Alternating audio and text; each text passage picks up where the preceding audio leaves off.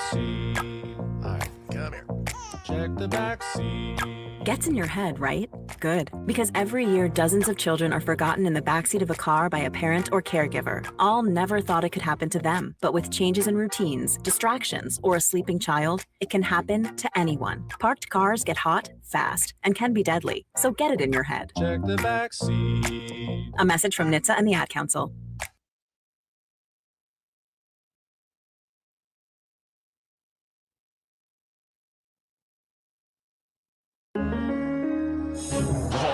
Crossover. Oh, killer crossover. Just crossover. It just crossed him over nastily. Another victim to the crossovers. Cross him up and sit him down. The crossover is powered by Everlevel Concrete Repair in Omaha at everlevelconcrete.com. What did Hemingway say? Hemingway said all true stories end in death. All like nonfiction stories? All true stories end in death because, that's true stories end in I death. don't know. He didn't die in The Blind Side. Well, he did die with a shotgun in his mouth. We're talking about Hemingway. But I'm talking about Michael Orr. No, That's who I'm talking about. I'm saying all true stories end in death. That's his line. I didn't make it. Yeah. Anyway, go ahead. Hi, Matt. How are you? Great. How are you? Stressed. Yeah. Don't stop. What? Please go back to What? What is happening? I was getting it ready for hockey later. Yeah, we're gonna have it on hockey. I was gonna do it on Cox Cable. I have the con right now. Yesterday, we're sitting here, and it's like between hockey games or whatever. Yeah, they're cleaning the ice. Cleaning the ice. Like, this is good. This is good stuff. I'll tell you right now, they do not know how to Zamboni. Hey, our movie club movie, Begonia. Oh, good movie. I'm watching that tonight. Such a good They movie. do not It's so know. good. After the Creighton game, I'm watching it. They do not know how to clean the ice in Milan. Italians clearly have never Zamboni before. So They I make good ice, though. They They the make type good of ice. ice that they make comes Shave apart ice? and you eat it. The type of ice that hockey needs is actually And the Italian opposite. ice is Italian ice. You know why the Italian ice is so good? Why is Italian ice so Because good? of the water. Water ice. Because of the water it's made with. We need Scandinavian ice. We need the type of ice that just doesn't break. I've never been excited. Well, I don't watch any Winter Olympics, but to sit there next to you, wait for something to be happening. It's a pretty picture. I know we could have turned I it to Channel 32 USA, and it I don't want to watch any other. I don't want to watch any other studio show. It could have just been a studio. I show. want to watch the pregame. Look, it just started. Oh, good. It just said Oh, F it, it Eagle, started. this commercial. is Eagles. But then me. That's It's me. funny. Me walking in to see my wife. That's funny. And her friend. This is just you have a house divided thing. In I thought it was a in your Wawa house. commercial at We first. do have a house divided. You ever get secondhand embarrassment with that? No, I get second embarrassment by being a Cowboys fan where she can talk That's all the firsthand. trash in the That's world. firsthand. That's true. There ain't no definitely firsthand. ain't nothing secondhand about it. Yeah. I don't really talk a lot of trash to her. I mean, when she complains about bad things happening, I usually smile. But I'm like, what am I going to do? What am I going to say? Oh, the Eagles lost. Ha ha. I do kind of respect the fact that your wife, her team won a Super Bowl in front of you, and you were actively mad. I was so triggered. Like, I went and you were watched so Andor. upset. I was like, I'm done with this. Enjoy the celebration for 2 hours. I'm going to go watch Andor under the covers. Are you going to watch The Mandalorian? No, movie? I am. It's funny. I almost put a question into content today. I'm I know. definitely I going know. This guy over here. Is I gonna watch am it. Definitely so gonna see it. out Did you on. watch the trailer? No. The trailer's I am incredible. so out on the trailer's Mandalorian incredible. at this point in Are time. you out on the Mandalorian? Or are you out on Star Wars and the failures they've had in the past? No, I am out on the show was good and then it got worse. And It got worse because of one of the greatest scenes in the history of Star Wars. I liked that lore. scene. I just didn't like the next season. So I didn't watch season 3.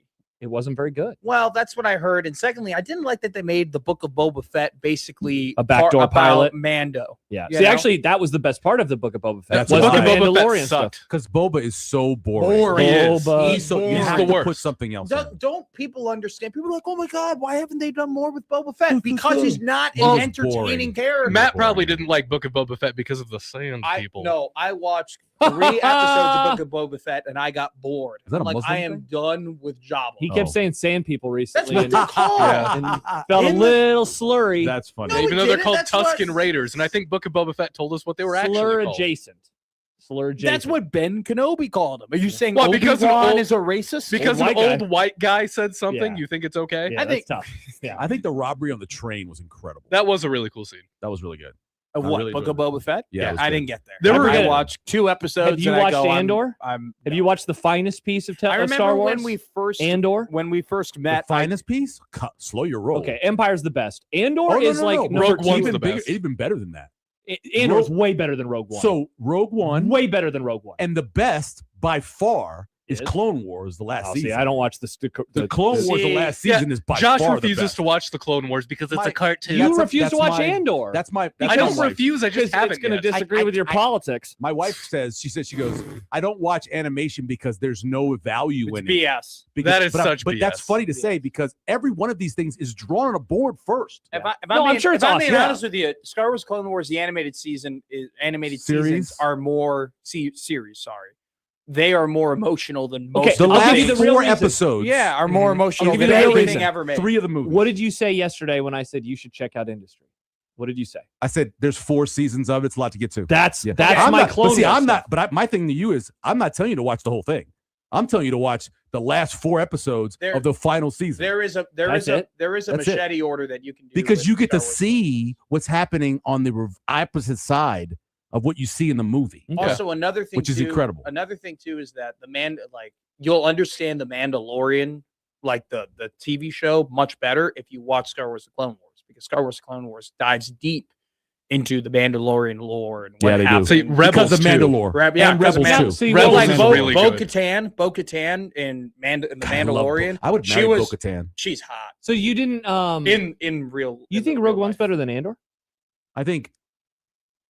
Yeah. Well, both seasons or just one season? Both, like the Okay, whole So be if honest. we're just going, the second season of Andor is better than Rogue One. But if you're going to combine, I didn't think the first season was great. I thought it was Wow, good. that's wild. I thought it was good. I like the first second season much better. So I watched Andor and then the last season, the only Yeah. second and only season, and then I watched Rogue One.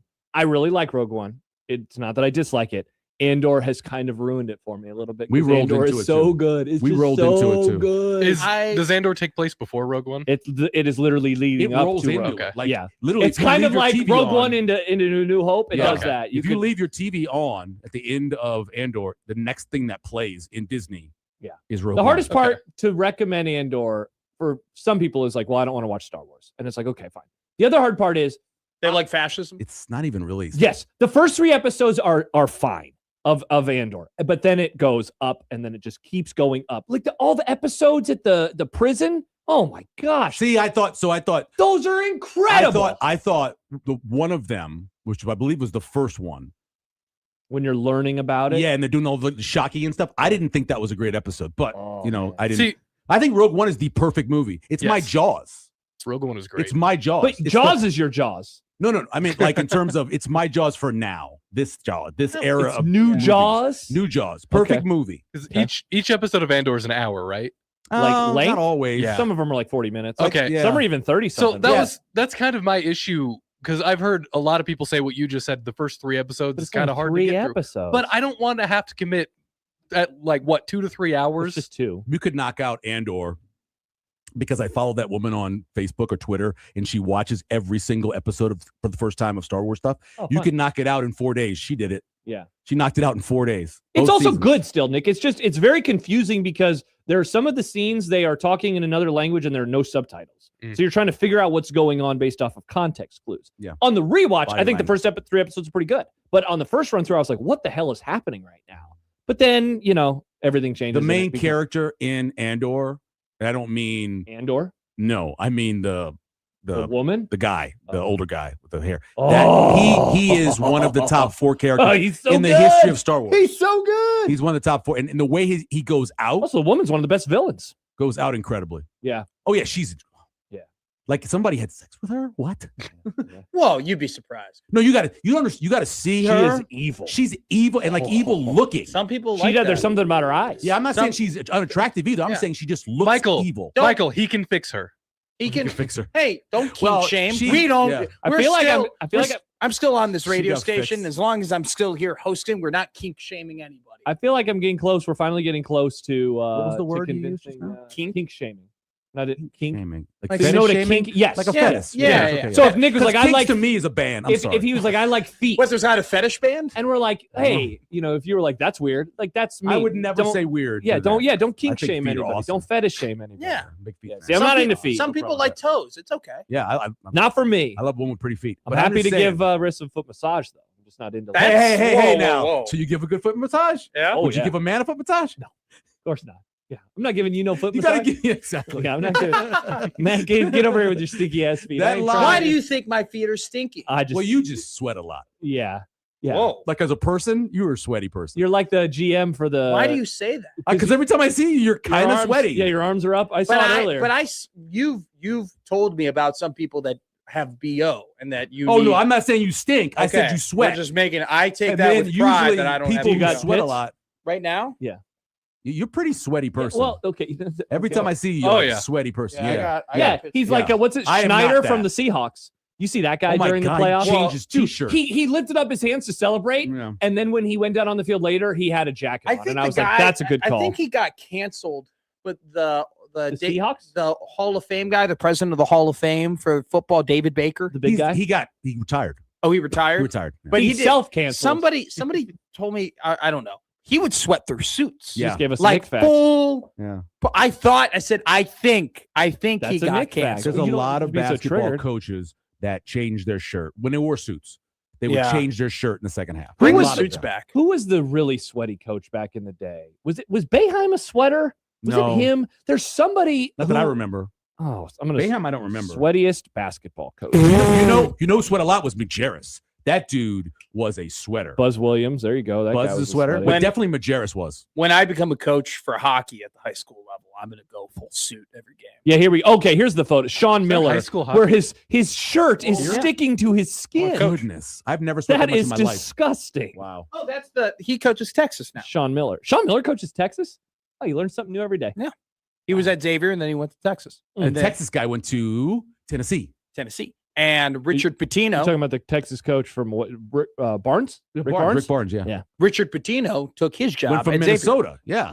Well, Richard Pitino went from Minnesota to New Mexico, Mexico, and yeah. then New Mexico to Xavier. Look at all this basketball talk. Yeah, yeah. There was I a know. comment a few minutes ago from Stibbs who said a lot of people were hating on this crossover. First time I've ever clamored for sports talk in the crossover. I mean, I wasn't really a part of it. That's why people didn't like it. Is it because we were talking about Star Wars? Star Wars. Yeah. Yeah. People get really upset when you talk Just about Star want, Wars. but you're Oh. also not talking about like the known parts of Star Wars. You're talking about the television niche part of Star Wars that not a lot of people And a are lot of keen or people- accustomed to. Andor was really popular, like in terms of their But streams. like if we talk Yeah. about the first 6 films, everybody, regardless of whether or not they're a Star Wars person, will be somewhat in tune to what's happening. There's not as many people that would be in tune to what's happening on the TV. If you're like, what's better, Empire Strikes Back or New Hope? They're going to have opinions on it. No, I mean that's not Yeah. that's not a And I think conversation the though. It's answer is Empire Strikes Empire. Back. It's Empire. Yeah, Yeah, it's, like that's not even a convo. Do you remember in the early days of you and John how he was a New Hope guy and you were an Empire guy? Now John never acknowledges that and he says Empire's the best. I don't know if we just beat him down over the years or what happened. Maybe he finally I'm still a watched it. Jedi guy. I Yeah, really I like don't- That's Jedi. your age. I your age group, don't yeah. like Return of the Jedi. Yeah. So the I'm first, not a Return I of will the argue Jedi the guy. first 29 minutes Wow. is And 12 one of the seconds. best of of any five? Star Wars ever. As soon as the barge blows up, the movie goes downhill. Of But to that point, it's one of the best. Return of the Jedi? Yes. Yeah, I'm sure. That just go back and watch it. And I watch it I all the time. haven't watched I turn Return it. of the I Jedi. watch to that point and turn it off. I watch it all the time. It's a half an hour. I haven't watched Return of the Jedi It's like a television in episode. a, Like a television in a episode, it is. decade. I Yeah. haven't watched Return of the Jedi in a decade. We watch a lot of Star Wars at my house. Mm. Yeah, your And- dog is named Mando. That is correct. And we watch a lot of Star Wars at our house. But when it comes to Return of the Jedi, my wife will start watching it. As soon as that part ends, I'm gone. What is it about Jedi that you don't like? so much? Ewoks. The It's a Ewoks. lot of parts of it, a lot of stuff. I don't like the riding on those stupid bikes. Oh, you don't like love- the, you don't like the speeders? I love the speeder No, bikes. The I don't speeder like bikes the are speeder awesome. bikes. I love the Oh. scout troopers on the speeder bikes. I remember when they first came out, I was like, I know how incompetent these stormtroopers are. They are idiots. And to put them on a bike going that fast in trees, come on. well, that's and just, sure enough, they crashed into that him. and these little furry animals. yeah, I just- wasn't an Ewok guy. I couldn't see. I did not find It them would have been cute. I didn't cool if find it had been funny. if it had been Chewbacca's people. I also Even this might Wookiees. be a hot take, but like I don't love putting your main Hot take hero, market. like your main hero, and Luke Skywalker, the guy that you've built this entire movie like franchise the green on, lightsaber. you just put him in a throne room for an hour. You just have him walk around and talk to his dad and the emperor. Like, I would like to have. We are at the. But they're cutting out away from it. I know. But we are at the peak. Like this is the last movie. We are coming to the very end of the last movie. Like, this is everything we've invested in is coming to an end. Yeah. I want to see my hero, my main hero. We built this entire franchise on. Be a part of that. Like, kill Storm. Like you want to see him on the planet. I want to see him going everywhere. I want to see him going from spot to spot and action to action and like it's do. The And Godfather is what it is. So they just did the Godfather. Sure, that's what they're doing. So you're in a spot, then you leave to another spot. You'll find out what the action is happening there, and you come back to it. It's a regular movie trope. But I actually don't mind the conversation that he's having with the Emperor. I think that's really good stuff. I just think the stuff that happened on the planet, I'm not really a fan of. I'm not disputing. I'm not disputing the trope and like the effectiveness of the trope. I just don't think that trope was appropriate for that movie. Okay. I think you could have used other movie tropes or movie strategies that would have been more effective to what that was supposed to be a spectacle, right? And we just kind of put our main hero in a room and didn't have him do a whole lot until the very end. And then we said, here are a bunch of people that you've never seen before, that we've never talked about, that are the Ewoks. Yeah, we've never seen them. Oh, and they're going to be the heroes, and they're going to kick everybody's ass. Cindelar says, have you ever noticed Matt Rule kind of looks like an Ewok? Yub nub. No. When he had the big beard, he did. What I liked about that whole Luke in the throne thing is it's not like he wasn't doing anything. It showed us what kind of Jedi master or whatever he's turning into. It shows us his growth. Yeah. I think that could have been an action spectacle that really brought the whole film together, and then you could add the emotional parts in the final act. I just thought it was too much of the movie. Here's the problem, Matt. Here's the problem. This is for me. This is the problem for me. Okay. You got to realize. We'll put a Husker hat on his head. Whenever I think about those movies, I think about them when I saw them the first time. And so it's so hard for people to understand what that spacing was like between Empire and Return of the Jedi for us 13, 14-year-olds. Yeah. And when we were sitting there and it's speculating, like, how are they going to kill Vader? Was there this button on his suit you could push that would stop his breathing? We had all of this stuff happening. Yeah, we had all this stuff happening. And when we went to go see that movie, literally, I went to go see it the night it came out, right? Went to go Uptown Square, night it came out. And it was a letdown a little bit for me because it wasn't as good as Empire. Sure. So that was the problem with that one for me a little bit. It's a good movie. I mean, it's better than any of the prequels. Sure. Oh my God. But Revenge of the Sith. Revenge of the Sith is really good. Revenge of the Sith is a nice 40-minute movie. What? Where does it lose edit? you? You can go edit that movie down to 40 seconds. Where does it lose you? 40 minutes. Most of it is I don't like the first part of the movie. You don't like the battleship scene and everything like that? That's so cool. Some would argue that's probably the best part of the movie. It's so important. The last 20 minutes is the best part. Well, okay, that's do it. Yeah, that's the best part of it. I would say the first 20 minutes is one. Yeah, of the better we gotta remember we saw a fight with Dooku for like. So that's the fourth fight we'd seen with him. It wasn't like it was new. We'd already seen him fight this. We already saw him fight them. We already saw him cut the arm off. We already saw all of that. It immediately established, though, that, hey, there has been a pretty big gap between the second movie and the third movie, and this is how Anakin has grown. Because of the long hair. Well, you also need to see his Jedi skills, where the fact he cut his hand off the first time they fought, then he cut his head off the second time they fought. I think Return of the Jedi is a good movie. I just think it's the wrong movie for the trilogy. I think it is just not the correct. That type of movie to me wasn't the ending. It wasn't the type of movie it needed to be for the ending. All I'll say about the prequels is I wish somebody, and I know it's been made, I just want somebody to take all three of those movies and make one good movie. I really do. I think you can take about 20 minutes from, or maybe 30 minutes from the middle one, take all the dialogue out. Yeah. And just take that 30 minutes of fighting, right? And then mix it with about 45 minutes of, and then about, I actually like the racing scene in. You like the pod racing scene is awesome. I like the pod Topher racing Grace scene. did that. The actor Topher Grace, he did an 85-minute cut of. I know it's out there, but I've never seen it. I think it's so interesting how you like talk about like your lead up to Return of the Jedi and like all of your theories and you being like, how are they going to solve this and how are they going to die and everything like that. Like the only time I've ever felt like a movie like that was Avengers Endgame. It was the same thing. Like I had watched every single Marvel movie leading up to it. I loved Infinity War. You're like, how are they going to kill Thanos? How are they going to reverse everybody? How is everyone going to come back? Like you're making theories and stuff like that. Yeah. And I also was disappointed by it because I agree. Endgame? By Endgame disappointed me for too. two reasons. First off, kind of the same Really? reason. I thought Infinity War was much better. Mhm. No, than it is. Endgame. Well, we all know this, Yeah. right? So that's always better. Episode 7's your finale. 6 is always better, right? Yeah. It's the same big time. thing. Well, so Penultimate. the reason why I didn't like Endgame was because But I liked I Endgame. thought they catered too much to the people who didn't take the ride.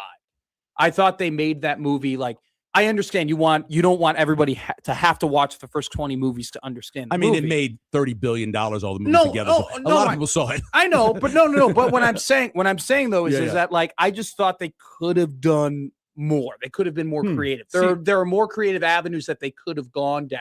Yeah. Other than, hey, we're gonna have a time jump. We're gonna travel back in time. Mhm. We're gonna Yeah. get the stones, and we're gonna Right. redo it. Like Yeah. I thought there were more interesting ways. Like I don't think you had to re-snap the fingers to solve the problem, right? Well, you always were going to re-snap the fingers. The you re-snap of the know- fingers comes from the comic book. What if, and I know it's because Infinity War happened the way that it happened, but like, what do you just decide, all right, this is a really easy way to get rid of a bunch of characters we're never really going to use again. And then we'll have them win in the aggregate. We'll have them win in the long run. Well, we always knew at the end of Infinity War, you're watching it, you're walking out, and Oh, one you're of like- my kids is crying. I am like, listen, they're all coming back. Just calm Well, down. that's the thing. Like Spider-Man made you think that they were going to win again. They're all coming back. They're all coming back. I was also, by the way, I was in the middle of a 72-hour fast when I went to go see Endgame. Oh my God. 72 Holy hour fast. crap, Michael. So I don't know how you that do was very. stuff. I had no popcorn, obviously no drink. Hmm. And when he says on your left, I screamed like a girl. In the That theater, scene was so I was in the cool. back of the theater, and I went, "Oh my God!" Yeah. That was so cool. One of the coolest scenes ever is when Captain America was able to get Mjolnir. That was one of the coolest things I've ever seen. That is like the Because last. he says, "I knew it." That is like the last great. I That knew was the last great pre-COVID moment. In terms of collectively, we're all together watching something. Mhm. Big time. Besides the Super Bowl, 100%. but like that was so much fun. It was also great too when the creators of the Captain America character couldn't agree on whether or not Captain could always lift the hammer. You had people who like created the Captain America movie being like, "Oh no, he could always lift it up," and then you had the Russos being like, "No, he couldn't." And there was like, "Well, what? Well, see, always why does if it you, matter? he is worthy. Mhm. Is it also? There's is no it one more always? worthy Is it than always him. that? See, I don't think he was always worthy.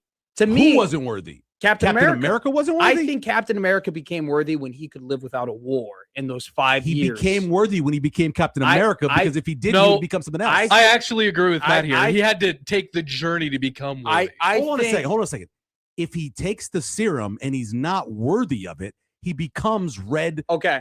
He Sure, becomes something sure, else. sure. The reason why he became Captain America is because he was worthy to have the serum. So just every good human can lift the hammer?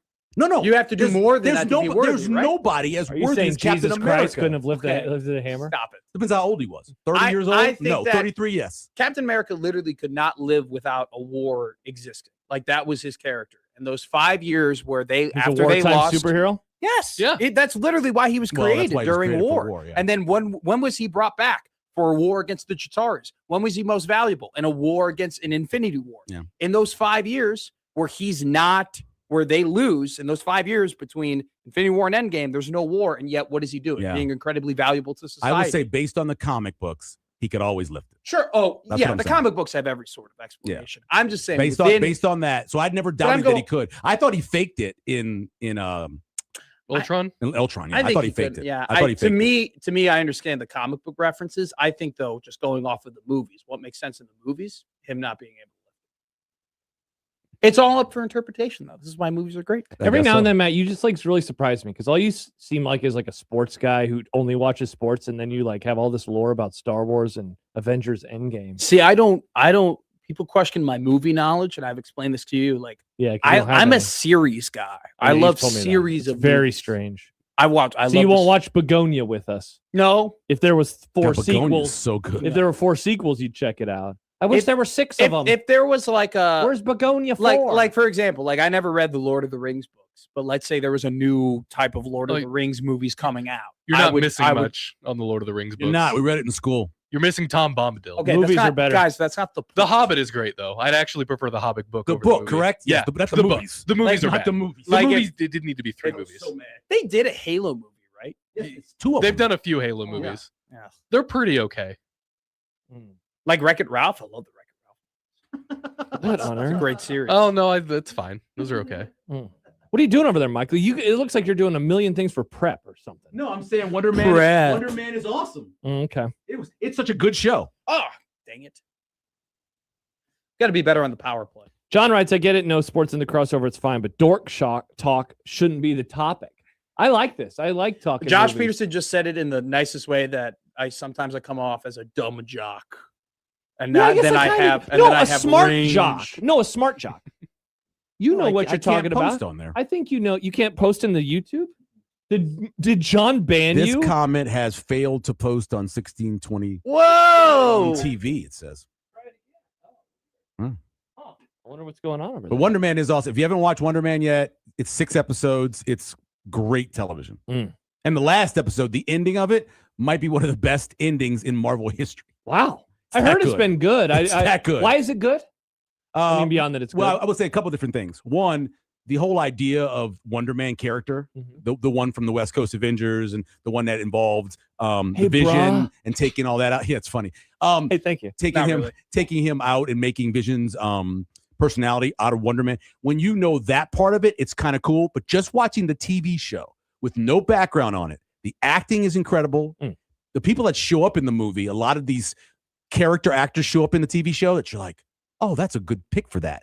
And then it grows and grows. And by episode 5, you're like, wow, this is really good. Sure. I don't expect 6 to be good. And 6 knocked it out of the park. Interesting. Do you want to, this could be another hot take because I have plenty of hot takes on Marvel.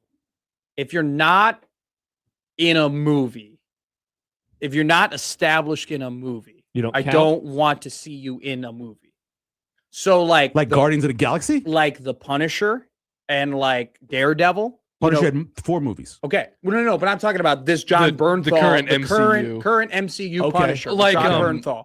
Or like Daredevil, right? Daredevil is now, he was in the Spider-Man movies, Yeah, Charlie. but he was established in the TV Or like shows. Miss Marvel. Or Miss Marvel. Yeah. If you're not if you're not established in the movies, I don't really want to see you in the movie unless you're like established, right? Because you bring in this Daredevil character and he's like completely changed and he's gone through this whole character development. He has 4 seasons of character within him, but yet you put him on the movie screen and you're like, well, unless I invested all of these hours, right?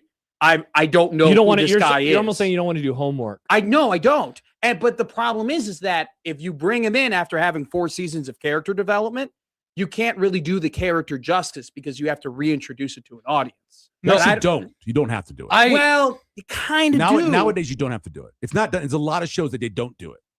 I A lot want of them movies kind of. don't If do I'm it. being honest with you, I want them isolated. The worst thing I about- like it when they're Wow. The isolated. worst thing at times about No. superhero movies, Like a show universe versus the movie universe. Thank you. Yes. So for example, right? So Smallville could have gone straight to the movies and been a great movie. They messed up. Yes, not I doing agree. that. They messed up not doing that. Several TV shows would have been better, I think, going to the movies. The Flash. You The don't Flash have to. You on don't have to. CW. Yes, it'd be much better. You don't have to reintroduce anymore. You can just go. Plus, If- Smallville had that actress who was a really bad person involved in that cult. I don't know. The blonde one? Yeah. Oh yeah, she was in that. There was a HBO documentary about it during COVID. It I was didn't see that. awesome. I didn't see that. I mean, not to I'm, be so excited about a cult. I'm She really ended up excited becoming the about Watchtower. It was the Nexium cult. Yeah, She did the Watchtower. Allison Mack. Mack. was, Yeah, Allison Mack. Yeah, Yeah. Nexium. So Yeah. it was a sex cult. Sex. It was tough. It was a tough hang. Like Charles Guiteau. Good show though. Oh, that's sad. She's always seemed like a nice person. yeah, she was recruiting women and stuff. Not great. A lot Damn. of volleyball in that cult. A what? A lot of volleyball. I'm serious. If you go watch the show on HBO, they play volleyball a ton. Wow. Pretty wild. They had all this footage. It was incredible. Anyway, sorry, I didn't mean to interrupt. I'll the go check that out. conversation. Going back I think to you'd like it. going back to what Matt was saying, I think that was the biggest miss for what Marvel tried to do with this phase after the Infinity and Endgame and everything, was they did too many shows that you had to do homework for. Well, they did too many bad shows. Is what they did. Like like- WandaVision, great show. Falcon and the Winter Soldier, it's very mid, but you almost have to watch it. You feel like you have to watch these. They just oversaturated. Sometimes less. See, and I always say this to the you people, and I'm saying you people. Whites. No, Oh, I went 40 years without any of it. The stuff they did made went straight to video, and you couldn't even find it. No, I know. I will never say there's too much of it because I had none of it for multiple decades. I still think though, when you see the decrease of popularity in the product, this is why people don't like young people. Well, you're yelling at I me. hear old people say this too, This Michael. is one Old of people those, say it. Oh yeah. This is one Well, of those they're things where weird you old still can have value in moderation, regardless of the lack of things that you had in the childhood. in I would terms of rather what have Well, that's quality, why we're quality fat. over quantity. Because we couldn't eat. Well, I mean, but there's still good things in moderation. I still think the MCU would have been much Ice better cream. if they kind of took a step back at times. Well, And also, I don't. too- I like the majority of the shows. There are very few things that I hated out of the shows. I really enjoyed WandaVision. I liked Falcon and the Winter Soldier. I like that. I like the Captain America stuff, the way they redid that. I think A lot of people don't like a lot of stuff. That's fine. I enjoyed most of it. And I think a reason is because I spent all this time reading comic books and never got movies. And then I Sure. finally got That's totally movies fine. and Yeah. TV shows, and I love having them. I just think that the TV shows also did a bad job of taking away some of the value of the movie. Like She-Hulk. People hate She-Hulk. I never saw it. We sat down with the family and watched She-Hulk. We all liked it.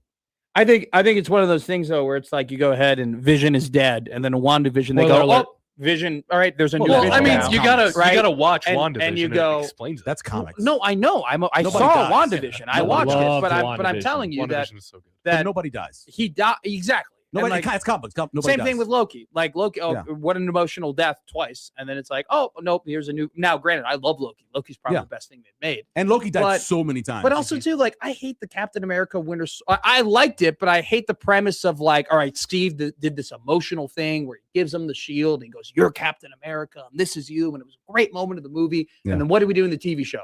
Oh, he gave it back. Oh, he just gave the shield away. Yeah, Captain. Like- so like- in the comic book, which was a short series for Captain Falcon, he never wanted it because of the way, Sure. as an African American, they were treated for all those years. So he never wanted it in the comic book. That's why they worked that into the movie, because so many people who read that limited series, I bought that limited series for my son because I wanted him to have it because it was so impactful. That's Sure. why they did that in the TV show. And once again, I don't want to disparage any of the comics or anything like that. And I'm not going to act as if I read them because I haven't. But I think there are some things that are great in the comic books that may not necessarily make sense with what the story in the movies. Yeah, and that may dictated. be true, but I saw the first X-Men movies and I hated them, and I'm a huge X-Men fan because they didn't just follow the comic books. Sure. Well, there If was they no. just You're would've right. followed the There- comic books. There are some, and that's kind of the difficulty in making these movies, right? You kind of have to balance the like, are you going to have some original material that makes the character better? Or are you going to, what do you mix? And I think some of the best comic book movies mix original Like ideas. X-Men didn't get good until they just grabbed the comic book, right? Oh, Days I of Future agree. Past, Yeah. and just said we're going to make that movie. But there are some Spider-Man comics where you're like, that probably wouldn't bode too well. Wow, what a crossover. We're all over the place. Nerd, happy nerd year. You know what? Happy That's fine. nerd year. Everything is nerd culture these days. It's taken over. Sports are nerdy. Always have been. I Yeah, mean, sports have always happened, been but now nerdy. it's just more. my eccentric. cousins called me because I knew all the stats and everything. They called me spasmatic when I was young because they called me, and then my Gregory, who's like 4 years older than my cousin, still calls me Spaz to today. And it was because I knew all the names and all the colleges and all the stats, Sounds like me. right? And that's a nerdy thing to be in a sports fan as well. That's it. I honestly wish I was more of a nerd when it came to sports, but I like manalytics. Yeah, that makes you a nerd. You want to be Well, more? I mean, the Huskers gave up only 57 points yesterday against Iowa. But if you watch the game, it's like Iowa did have some things where they kind of figured out the Nebraska defense. They didn't make the shots, but they did kind of figure some things out. If you just looked at the stats, you'd be like, Iowa figured nothing out. But Well, if you watch the game, you're like, one stat to look at. what, field goal percentage? No, 3-point shooting percentage. Well, they hit but, like, 5. Like Iowa did not shoot well, and I'm not saying that Nebraska played bad defense, but like if you watch the game, Iowa knew that they were going to hedge really aggressively with Rink Mask, and so they would slip the screen Yeah. setter, and they would just. I thought Bennett Sturts, even though he only went 8 for 22, had a great game controlling the pace. Oh, of he the did game. play very well. He would bounce that ball in, and yeah, they wouldn't make the shot or whatever. Like they didn't score points, but it's like that's Iowa figuring things The out. problem with that right? the whole offense was they Rink needed to go in the post. He needed to go I'm in the talking about post. Iowa's offense. Yeah, and talking- I'm saying the problem with the game, in order to control the pace against a team like Iowa, you have to be able to control your offensive scheme. yes, They need to be in the post, get the Well- ball to Rink in the ball. When the times they got the ball, matter of fact, the biggest play in the whole game happened about 2 minutes left when Rink got the ball in the post and he stopped him from going over his right shoulder. He had to shoot the little jumper and he missed it. If he goes over his left shoulder like he did the play before, he gets a layup. yeah. And now the game's tied. Instead, they come down here to 3. Now it's 5, Yeah. and they never got back. Well, another thing is too is that like you can't play into the other team's game. No, definitely not. And Nebraska played into Iowa's game because what is Iowa's thing on defense isn't necessarily they're super talented, but they limit your possessions and they limit They're your more shots. athletic than Nebraska, though, boy. Well, Nebraska only took 44 shots yesterday. No, I'm just saying they're more athletic. Sure, than but I'm Nebraska just is. saying in terms of playing into the game, you can't. If you're taking 44 shots against Iowa, that's exactly what Iowa wants you to do. Yeah, that's exactly how they want you to play, and that's what happened. Yeah. There you go. A little basketball is a treat for everyone who said we only talked movies. Well, it's one of those things where it's Alex I like bouncing off of people with my basketball. All right, well, let's end the crossover and then we can get to sports after the crossover. Sports! Powered by Stick to Everlevel Concrete sports! Repair in Omaha and everlevelconcrete.com. Matt, have a great day. Thank you. Michael Severe is back. The Grum starts next on 1620 The Zone.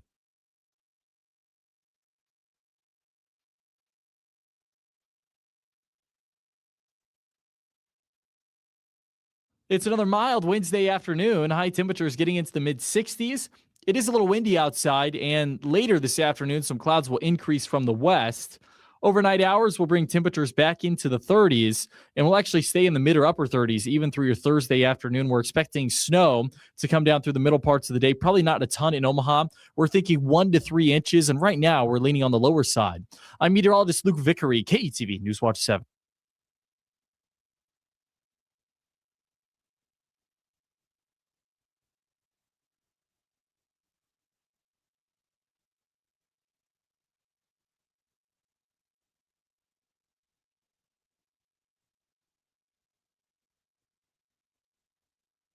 It's a new year and a new savings opportunity on more than 150 new Acuras at Acura of Omaha. One of the largest selections ever. Acura of Omaha, 4211 South 144th Street. Always open at AcuraofOmaha.com.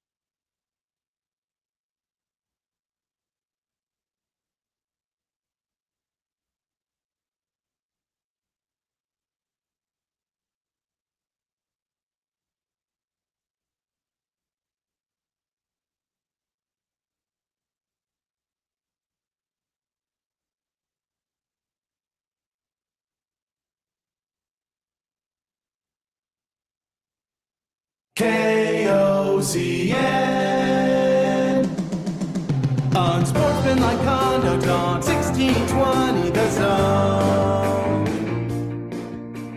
Husker athletics, Creighton, and yes, UNO. Don't miss a moment, they'll give you your fix. They're on every day from 2 until 6. Spend your afternoons with John, Josh, and Nick.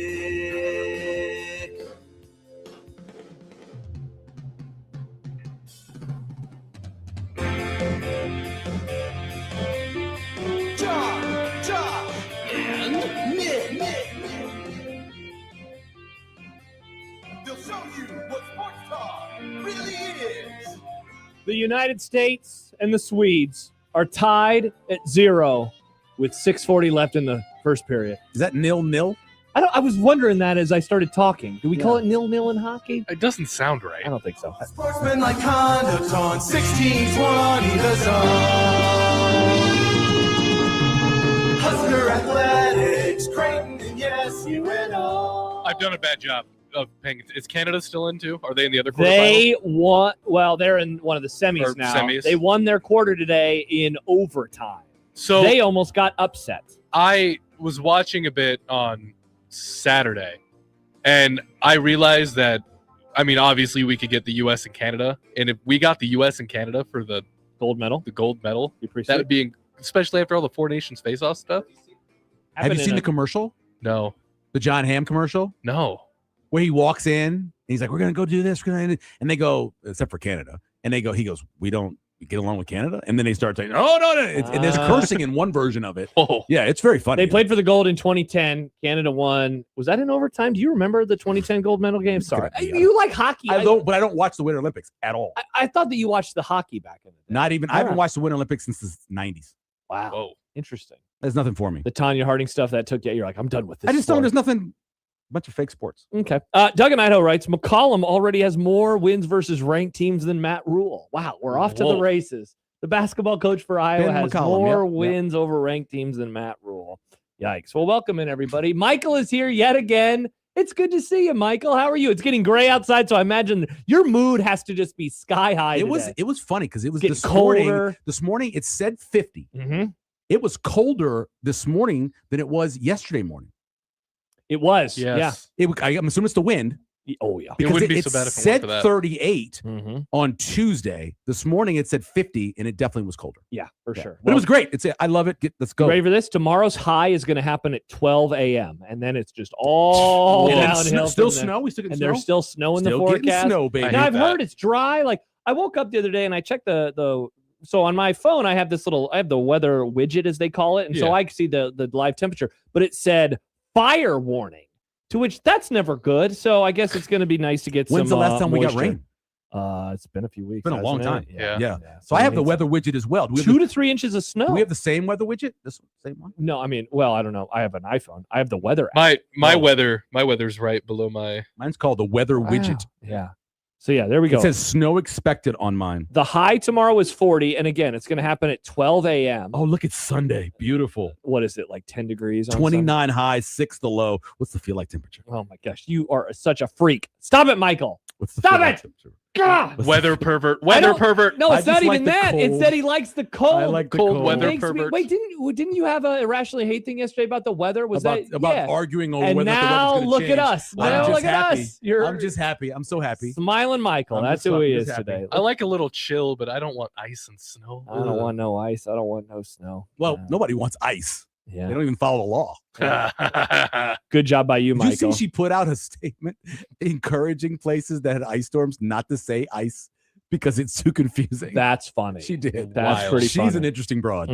Which one is this? The dog killer? Is that who you're Yes. talking about? Yeah. Oh, dog the killer. dog killer. Let's get to the Grum Down. Grum Down. Brought to you by us. Michael Severe returns. Lent season has begun. I had some delicious teriyaki shrimp It was very good, and mashed potatoes for lunch. Now, last night, you were, during our last commercial break, trying to figure out what's going to happen. We talked about it in What's for Dinner. What did you decide on for your last meat meal? We ended up going to Three Happiness and getting Chinese food. There you go. Because my son got his the new wires on his braces replaced, and apparently that makes your mouth really sore. Oh, yeah. And you can't chew it, so we got some of this really soft chicken to eat. Through the wire. Oh, Yeah, man, I do not like braces. Yeah, I never had them. I can't. It's hard to relate. It sucked.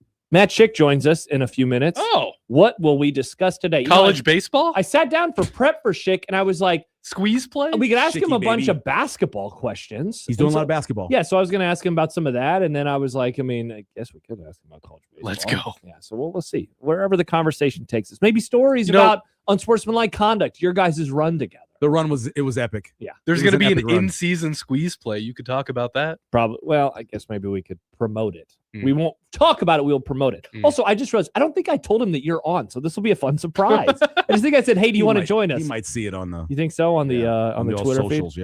yeah. Nice game, buddy. Nebraska falls to Iowa. Do we think that Iowa fan who yelled at Fred Hoiberg is related to our dear former boss, Mike Thompson? Buddy. Nice game, buddy. Why'd you dress like that, We buddy? have the video. We will play the video. I thought when I first saw it, which was very early this morning, yes, I thought it was a player on Iowa. I did too. That When I had- first saw it. cuts in line. I was kind of asleep. Well, I didn't see that. All I see is this quick clip Yeah. of him walking and slapping the phone, Yeah. and he's in a line. So I'm like, one of the players tried to FaceTime me? What was he doing? What was going on? And then later I woke up. I learned the news via John Bishop in our group DM. That this was morning. the first thing I saw this morning when I woke up. Yeah, pretty much for me too. It took Banks out, and then I sat down and I'm like, "What do we got here?" Oh, a DM from I'm John. like, oh What's my going on? God. Hey, Fred Hoiberg just slapped that guy's phone.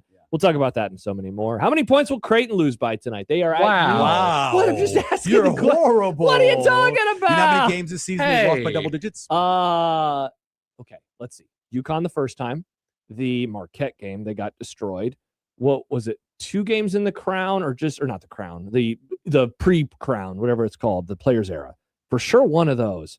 I'm going to guess, Nebraska. I'm going to guess 8. One less, 7. 7? 8's tonight. 8 is tonight. They're huge underdogs. And then they play, obviously turn around and play St. John's too. And that'll at also St. be John's, bad. Yeah. So the number will be 9 in but a few days. Could be. The most important newcomers for Nebraska football. I've got 6 pages on this. I'll only do a little bit of it. Okay, perfect. I'm going to lean on you for I this got segment. literally 6 pages. I'll lean on you for this one. Michael Severe's maiden voyage in dumb debates. Nobody knows. Nick said he's been Nick here says for. I've been here for it. I don't I'm remember. pretty sure you have. None of us remember it, so we'll tackle that. The Kevin Durant burners. What's happening now? Kevin Durant was asked about this today at his media availability.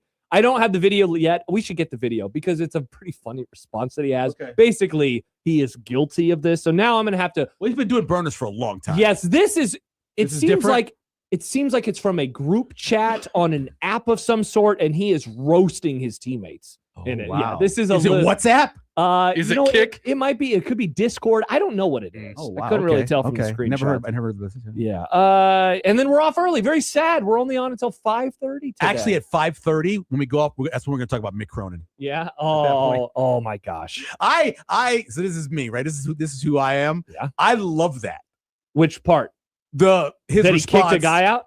No, his response to the reporter That- asking him about his zone. Yeah. I love It was so that. funny. Do we have that, Nick? Did you end up uploading that audio? I don't have the full audio, but I have those drops. What part do you have? Yeah, let's play some of those drops. Are you raising your voice at me? Ah, This is on camera. They can hear you. that was so I- funny. The thing I like about it the most is I know myself as a reporter. Yeah. And I'm in that situation. If I asked about his zone, the fans, and he said what he said, Yeah. I probably would have raised my voice a little bit just to clarify to him that I'm asking the reaction Are to you having raising to your voice at play me? in front of this rowdy student section. Sure. Right. And so when he came back to me, there's no way I'd leave this. I am still going with him right now.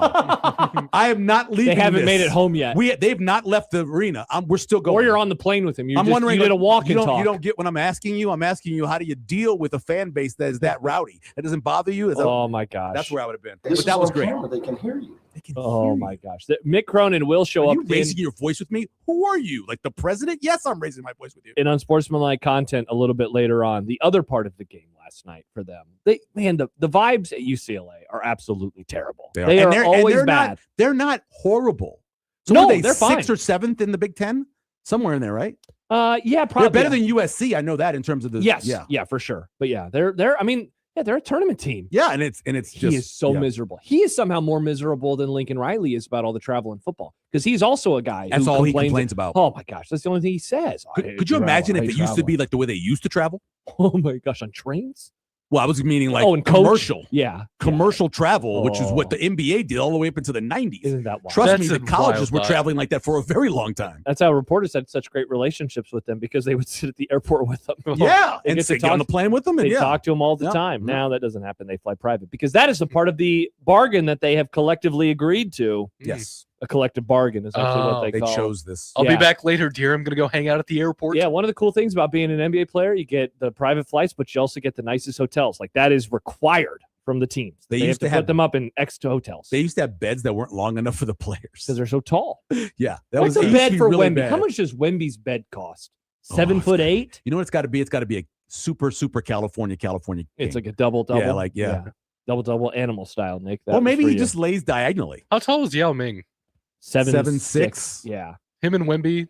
What? Yeah, Wemby? Wemby's a little taller. I think he's 7'7", right? Is that what he is? Is he still growing? He might be easily 20. You got to be careful with but that. He's way skinnier. Yao was a bigger. Yeah. No, Yao when he first came in was skinnier. He always had better shoulders. You got to worry about that late growth because of the joints, and acromegaly is a big reason why they do that. Yeah, it's bad for your because your organs don't continue to grow when your body continues to grow. There's like the tallest guy ever. He died super Yeah, young. it's like something with like the gravity in your blood and your heart. You should search Nick Yao Ming, Shaquille O'Neal just to see the photo of them next to each other because Shaq, if he was in this room, would easily dwarf all of us, and then Yao Ming makes him look like a tiny person. The story he tells about how for years he thought Yao Ming didn't speak English, and how he would always, and then finally one time he does speak English, and he's like, "You speak English?" Yeah, it's the picture of Kevin Hart next to Shaq next to Yao Ming. That's a great very picture. funny. That's Also, a great picture. who is the golfer? There's the famous photo of Yao Ming with a golfer. Is it like Gary Player or something? And Gary Player small. Search Yao Ming golf course, Nick. Yeah. There's going to be a golfer that he shows up with, and it's like he looks like a tiny person. Yeah, but if it's Gary Player, he was small. Yeah, he was a small guy. Yeah. Wow. Yeah. Are they on the golf course hanging out? Yeah. Yeah, there you go. Yao Ming. He is still with us, thankfully. Yes, he is. Yes. Ryan in Delaware says, Nebraska football honk here.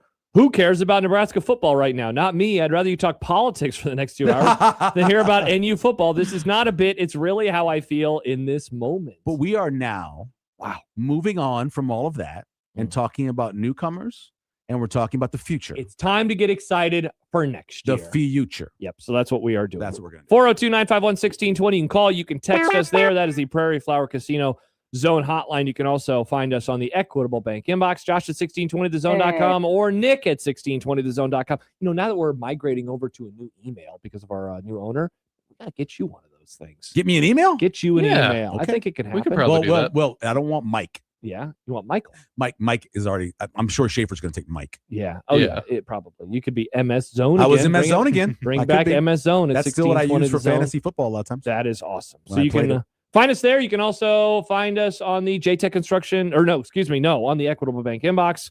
Right? Yeah. Josh at 1620thezone.com. You can find us on the Twitter feed, the unnamed Twitter feed. Do you know the owner? Yeah. You know the company? Usher Media? Yeah. Do you know, we've met him. Yeah. Have you met Usher? Yeah. Did he come in dancing? No. That would be so cool. No, not if that Usher came in dancing. It's not like that movie. Oh, really? Yeah.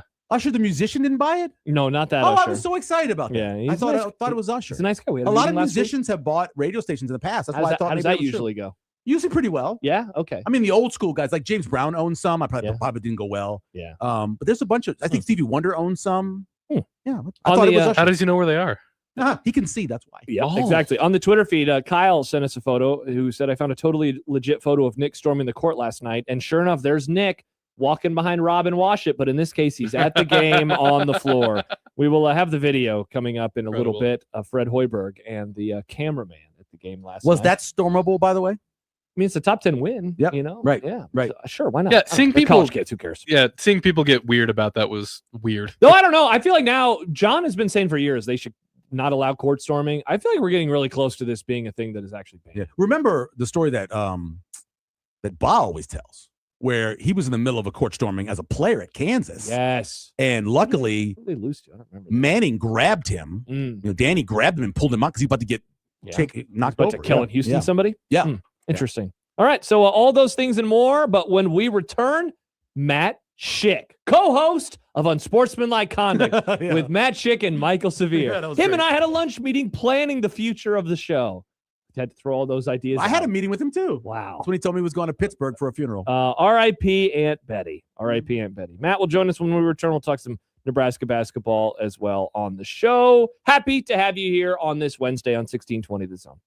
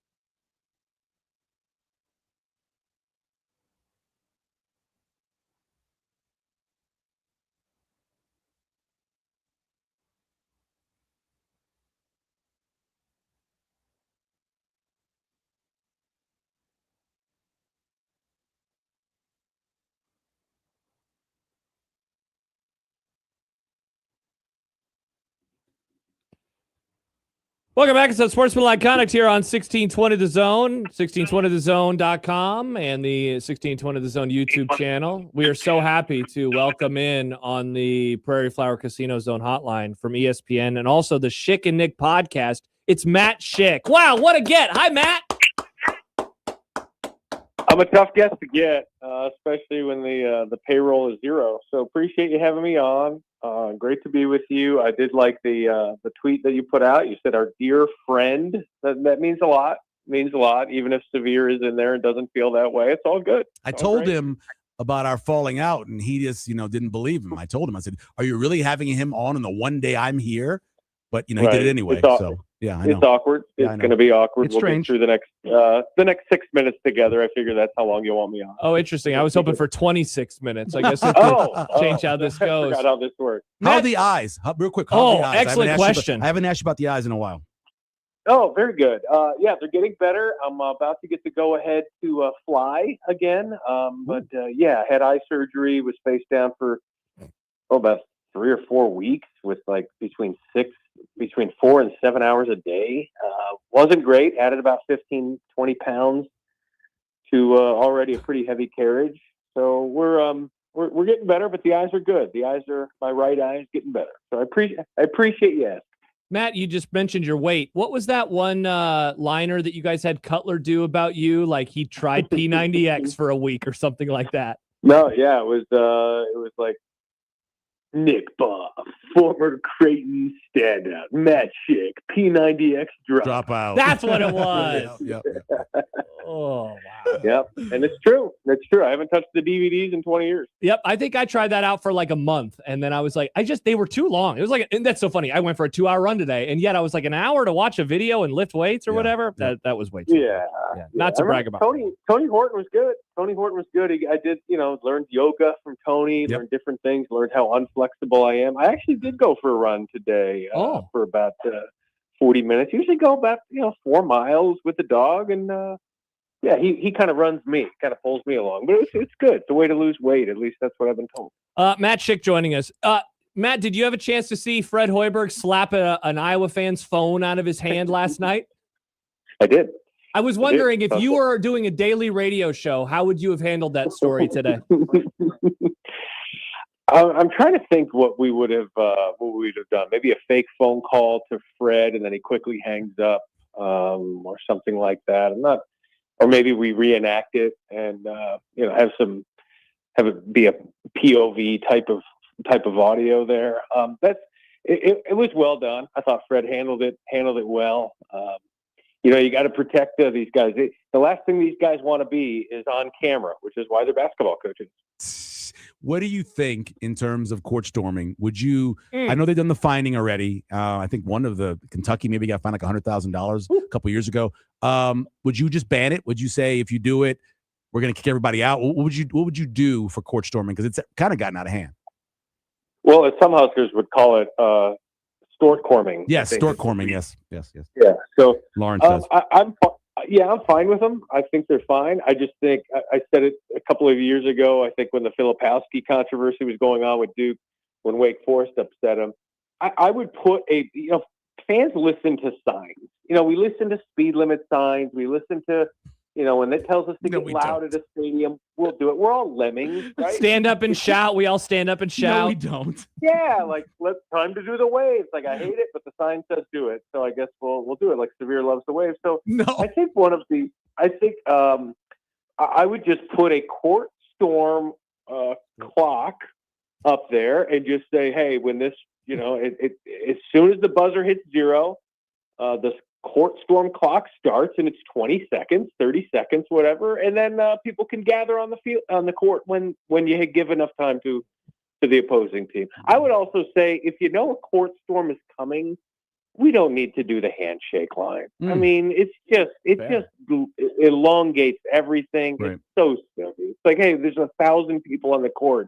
let's make sure we show good sportsmanship. No, sportsmanship's out the door at that point because they're rubbing it in your face anyway. Let's get out of here. Matt Schick joining us. Matt, there was a comment from one of our listeners, D'Lo, earlier. He said, storming the court after beating Nebraska should solidify Hoiberg as coach of the year. Like, when you start thinking of all of the positives of this season, they started 20-0. They climbed as high as 5 in the country. Is having a court storm against you, is that actually the best thing that they have done so far this season?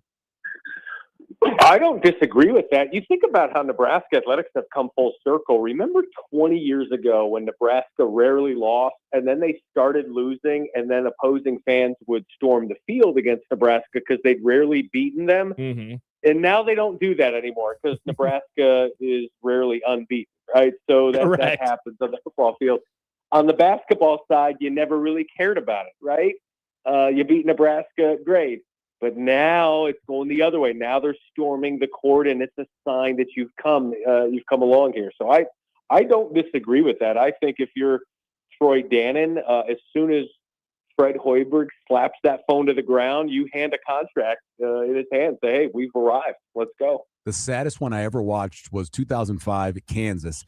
Kansas beat them, 40-15 or whatever the score was. Oh, okay. Horrible. And there was only about maybe 4,000 fans there, and they all ran out on the field. And we're like, this is so sad because all the Nebraska fans had left. Yeah, they were, I ain't gonna be here anymore. I was like, this is so sad to watch.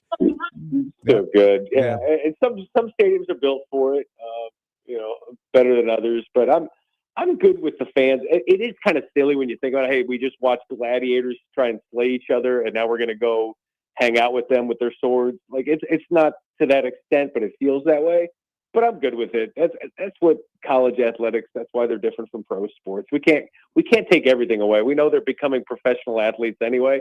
Let's at least let the student body act like students. Matt Schick joining us. Matt, a serious basketball Nebraska question for you. And like the last month has been weird because like they still are actually above 500 over the last month, but they haven't beaten any good teams. They haven't beaten anybody with a winning record. And all their losses in a vacuum, like you're like, yeah, that makes sense, right? They lost down a couple players to Michigan. They lost to Purdue. They lost to Illinois. Even last night, sometimes you lose on the road versus a rival. But like cumulatively, obviously the vibes around here aren't really great right now, and everyone's afraid that they're not going to get that first tournament win. How are you putting everything into perspective with them compared to other teams of this ilk this season?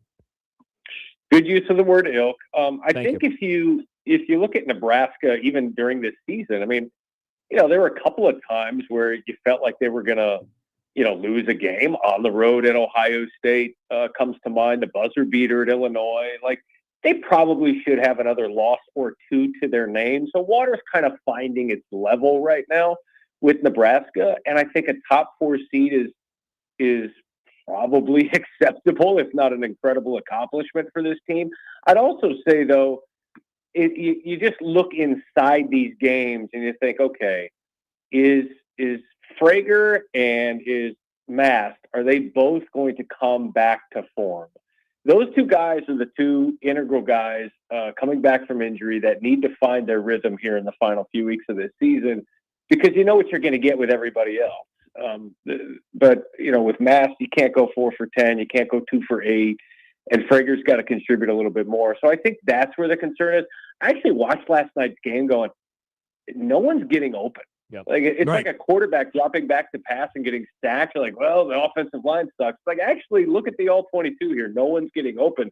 And I don't know that the book or the blueprint is out on Nebraska, but it is like clutch, hold, stick with the guys, and make sure that they're not getting clean looks, and you're going to have a chance. The good news is Nebraska's defense is elite, and that'll keep them in games, and that'll help them win a couple of games in the tournament at least, I think. You know how defenses are called, picket fence defense. I thought Nebraska was playing a picket fence offense. Nothing was below the 3-point line. All the exchanges were above. Like, go post somebody up. Just make them at least spread out a little bit, because everything was so congested. Like you said, it allowed them to be able to grab. They couldn't really pick. They couldn't screen. There was no back to the basket plays going on. Like, Rink would just take it top of the key and just like, all right, I'm putting my head down. I'm driving to the key. He's driving to the paint, going to drive under the hoop and throw it off the backboard. It just didn't work. It's such a beautiful offense to run, but when it doesn't work, it looks clunky. And that's kind of where they're at right now. But it's mid-February, and you're just kind of in the throes of the season, just trying to get to March. Matt Schick joining us, ESPN, the Schick and Nick podcast. Matt, I wonder if you think Michigan's best is better than everybody else's best, because they had a really interesting January in that they only lost once, but they finally came back to earth. And now over the last couple of come back to earth, meaning they win some games by 5 points. Yep. And now over the last few weeks, I'm watching them again and I'm saying, oh, this is like the November and December version of Michigan. What do you think of them at this point in time? Yeah, it's kind of like that Nebraska game gave them a wake-up call of guys, they didn't have their two best players, and they almost beat us. What are we doing? And then they go out and whip Michigan State in a game that wasn't as close as the score would indicate. Yep. And then they've been hammering through teams that they should beat. And then the Purdue one was just an impressive showing. I said this today, I think Michigan's dominance is impacting the way we view what's attainable for every other Big Ten team come the postseason. Because we're going, wait a second, Michigan is head and shoulders above the rest of the Big Ten, although I would put Illinois, if Michigan's one, maybe Illinois is a 1B with Kylan Boswell coming back. We haven't seen them at their best yet. But it just feels that way. We're like, Michigan looks so good. Can Michigan State even make the second weekend? Can Nebraska win a game? They just make everything look worse in comparison, where in reality, you have to remember you might not even have to play them and beat them in order to get to where you want to go in the postseason. I just think their floor is high. Their ceiling is probably close to their floor, and that's what makes it pretty shocking. I want to get into how competitive Schick and Nick are on the podcast, because Nick Bogg goes out of his way to spend an entire day with Coach Altman, all because Coach Altman said, Matt, how you been? Matt. Isn't that crazy that he was so jealous of the way that Coach responded to you that he had to go spend an entire day with him just to counter it? No, it's really true. And every time he calls, it's my ringtone. Man, it's been a long time. How you been? That's so I've got Dana Altman here at the ready all the time. I'm surprised he hasn't picked up shop and just said, "Hey, Dana, I'd like to shack up for a couple of weeks," because he's to that point where I think that the jealousy is insane. I think when Dana said that to me, it was very flattering. But then I played it for Nick, and you could tell how much it broke his heart, and that made me feel even better. Yeah. Speaking of competitiveness, the Michael Severe biannual bracket is out.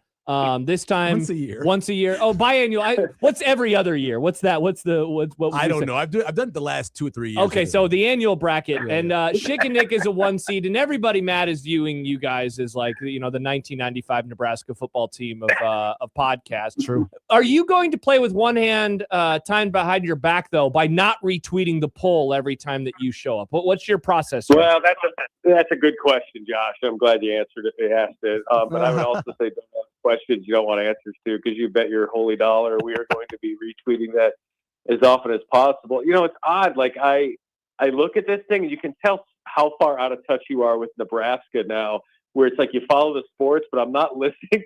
I don't know what half of these, I don't know my competition. So we're going to have to, when we get to the second and third round, sorry, Matt Puckcast, but when we get to the second and third round, we're going to have to look at some film. The quick turnaround could hurt us simply because we're unfamiliar with our competition. But we do, we feel like we've got a pretty loyal fan base, pretty heavy on social media. So we'll see. But it's good to be there. It's good to be called a local podcast when I'm in Charlotte. I don't think we've been on this bracket ever. And so to make a splash like this is great. To be a 1 seed is a lot of pressure. There's, as we said, we are now the hunted, and that's not a great place to be all the time. Well, I always include Nick whenever I do any kinds of things. Right. Not necessarily you as an individual, because you are a national guy, but it's not like you guys talk more national stuff than you do Husker stuff. I mean, you talk very rarely Husker stuff, but when I was going to say, actually, that kind of fits. When you do talk, you talk local stuff the majority of the time when it's not something that's crazy or involving drops. So that's right. And I'm thankful that you didn't say best local sports podcast. I didn't put that. I didn't want to put that. Yeah. That's right, because some would argue that we're not a sports podcast at all. So it was good to. I do love the fact that when we first started up the podcast about 6 years ago, within the first 3 months, we got an alert from Apple Podcasts that said, "You are the fastest growing football podcast." Listen, it's April, it's May, and we're not a football podcast. We're not a sports podcast. Although we do talk all the sports. I love the idea of someone finding that pod. Like, you know what? I'm going to check this out. I need a new pod. And they're like, I'm going to start with the most recent episode. And they're like, what is What's happening? Why does that guy keep laughing like that? Is he okay? Yeah. It's like, hey, let's see what the weather is outside, and it's a hurricane, and you didn't know. It's like, all right, there's no gradual thing. You're putting a sports car going 60 miles an hour. There's no ramp up to this, and it's why the show is what it is, and it's why it'll never go national. Because anyone who said, hey, I heard this podcast is really fun, maybe we could turn it into a national show. It's like, there's too many inside jokes for that, and that's why we'll stay local. Yeah, and hopefully the best local podcast. Or Matt, as we say goodbye, maybe you could start explaining those inside jokes. No, there was a guy who worked in this building who said they needed to explain the that's jokes. just stupid. Matt, explaining jokes makes them so much funnier. Dumb. No, it really does. Maybe if we, when you explain jokes better, you don't get, bumped for Jason Peters. That's what happens. Yeah, Black and blue, that baby. show is going great. Black and blue. Jason Peters show, 13 and a half years running. I look forward to the next episode tomorrow morning. I came in that day, and he was in the parking lot. He goes, I'll see you around. And I was like, what do you mean you'll see me around? And I called Damon. Yeah. What an incredible run. It worked out well. Yep, it did indeed. As good as our run that we had on Unsportsmanlike. Oh, man. Yeah, we didn't have top two runs. Didn't have time to talk about our favorite Michael Severe and Matt Schick Unsportsmanlike conduct memories, but maybe the next time Michael fills in, Matt. Definitely. It's like a good referee. If you don't notice it, they did a good job. And that's how I feel about our show. Yep. Indeed. Thank you for joining us, Matt. Have a great day. Anytime, guys. Love you. All right. Love you. Wow. Matt Schick joining us. What a great conversation. He is of ESPN. He is of. Does he still say ESPNU? I never even hear him say ESPN. I don't Is think he so. on ESPNU? I guess I could have asked him that question. No, I does ESPNU still exist? I believe so. Okay, it is still around. It's still All around. right. Yeah, he does so many different things. He does. Because he was mainly just a studio show guy, and then he started doing so many games. Radio. And he's a great host. So anytime there's a thing he needs to host, like for example, those All-Star games, when he would go host the All-Star games, Yeah. And so he's more, Jason he's wins. He's more than just like one thing. He's a jack of all trades. He's a Jamaican, like the other Josh is. Like the other. A lot of jobs. A lot of jobs. Yeah. All right. That was Matt Schick. We spent a lot of time in there talking about Nebraska basketball. We will talk about their loss to Iowa when we return. Also, a statement from Nebraska about the fans who threw stuff at the Purdue game. Yeah. There were indeed multiple fans. I still haven't. I should read the whole statement. I don't even know what the other thing was that happened. I knew about the beer. And okay, it is in here. So we will. Ooh, yikes. We will talk about that when we return. We'll talk about the loss to Iowa. We'd love to hear from you as well. 402-951-1620. A reminder, great to read this while Michael is here. You can enter online at 1620thezone.com for your chance to win a year's supply of Girl Scout cookies. Brought to you by Girl Scouts, Spirit of Nebraska. The cookie booths start. Oh, they already started last week. They already started. Just in time for Valentine's Day, which is now past. But you can find out more information right now at 1620thezone.com.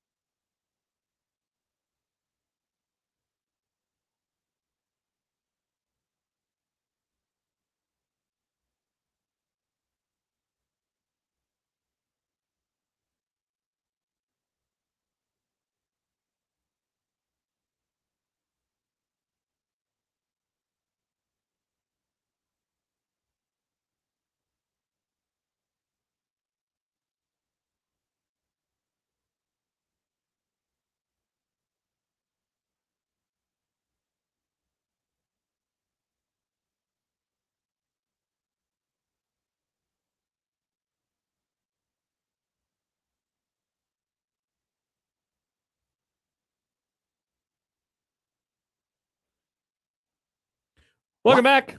Why is this Alex guy hating on Schaefer? What happened? Something about they're having a conversation about whether or not Chick and Nick will end up meeting with Mike Schaefer in the bracket. And somebody says, well, I'd rather have a beer with Chick and Nick. Vote accordingly. Okay. And then it kind of goes on a little bit. It seems like Cinderlear's like, I'll drink a beer in the dark instead of having a beer with Schaefer. No, I thought it was with Chick and Nick. Oh, he said, I'd rather have a beer with myself in a dark, quiet room. Oh, wait, I see what you're saying. I'd rather have a beer. Oh, I see. It seems like he doesn't Cinderlar is a huge Creighton. Oh, it's the Creighton thing. Oh, I'm sorry. Yeah, Okay. Yeah. Wow. You know, never mind. One of the fun things about having Shafe here, well, first of all, Shafe has leaned much more into his fandom, which is fun and exciting to see. And as the loss happened last night, a lot of Creighton people on my timeline were like, can't wait to listen to Schaefer tomorrow. Can't wait to listen. I was like, look at this. They're already ready to go and pounce on him. Right. And Nebraska did indeed lose to Iowa. We'll talk about that in just a couple of minutes. A reminder that the Black Keys are coming to Omaha. Peaches and Cream Tour with Eddie 9V. That is Monday, July the 20th, when it'll be like 100 degrees. Michael will be in such a great mood. Astro Amphitheater, more deets online right now at 1620thezone.com. Do you want to get to the statement from Nebraska and then the Iowa game, or the opposite? Do the Purdue thing first. Let's do the Purdue thing. That's the older thing. Okay, so two UNL students seated in the student section were ejected from the game for inappropriate behavior. One student was ejected for throwing an object that they say in the statement hit individuals seated on the Purdue bench in the first half. That was the beer can. Mm-hmm. That student has had his tickets revoked and has received a permanent ban on the ability to obtain a valid ticket to any ticketed Husker athletic event. So this person is done forever. Time to transfer. Man, excellent call. I'm going to Iowa. Yeah. A second student, because this was the thing. When this happened last week, there was a lot of, two students. And it was like, what happened? Right. I didn't see anything else get thrown. Well, now I know why. A second student was ejected for repeatedly using inappropriate and unsportsmanlike conduct language directed at the opposing bench before or after previously being warned. You mean like last night at the Iowa game? Yeah, I was going to say, or they're going to ban a lot of students for the F word. The entire arena. Upon leaving the facility, the student was observed removing 2 water bottles from the team bench and throwing them to someone in the crowd near their seat. The student has had their tickets revoked and received a 1-year ban on the ability to obtain a valid ticket to any ticketed Husker athletic event. So here's what we know. What if they get an invalid ticket? Excellent call, Nick. Can't get in.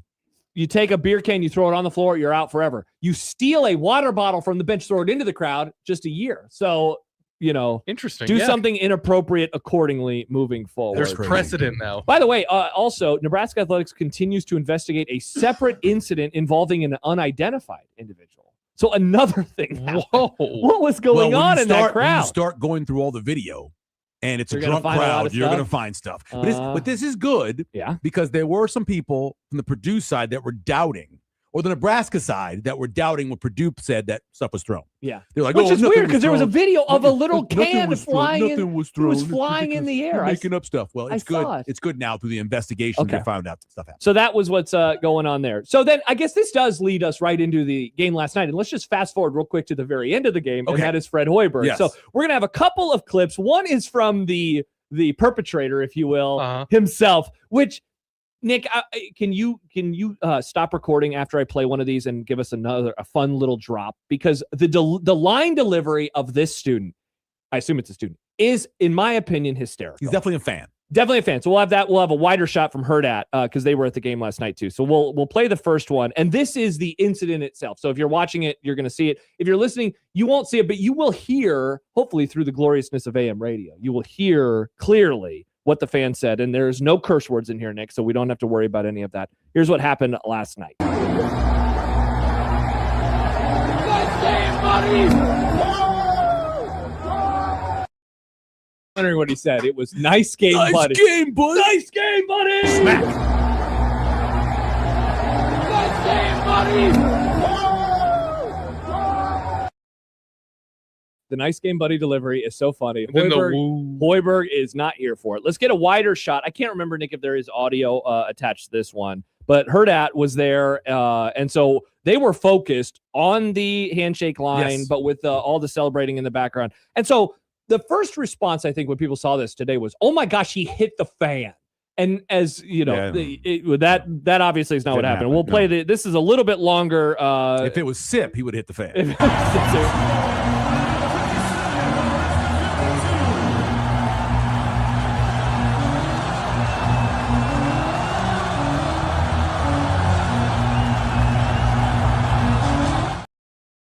He's quite far away from Fred Hoiberg. So that but he puts his arm out with the phone. Puts the arm out with the phone, trying to get a viral moment. Nice game, buddy. Yeah. And he gets a viral moment, and there we go. I have not seen. Have you seen anything today, Michael? I've not seen a statement of any kind. They're investigating from Nebraska. Okay, yes, they're investigating. Okay, so they're investigating. What is the investigation? I mean, why would Hoiberg punch at a college kid? Why not just walk away? First of all, you just lost the game. You're walking in the line. A person jumps in front of you, sticking something at you, and you knock the thing out of their hand. That's not punching somebody. Yeah.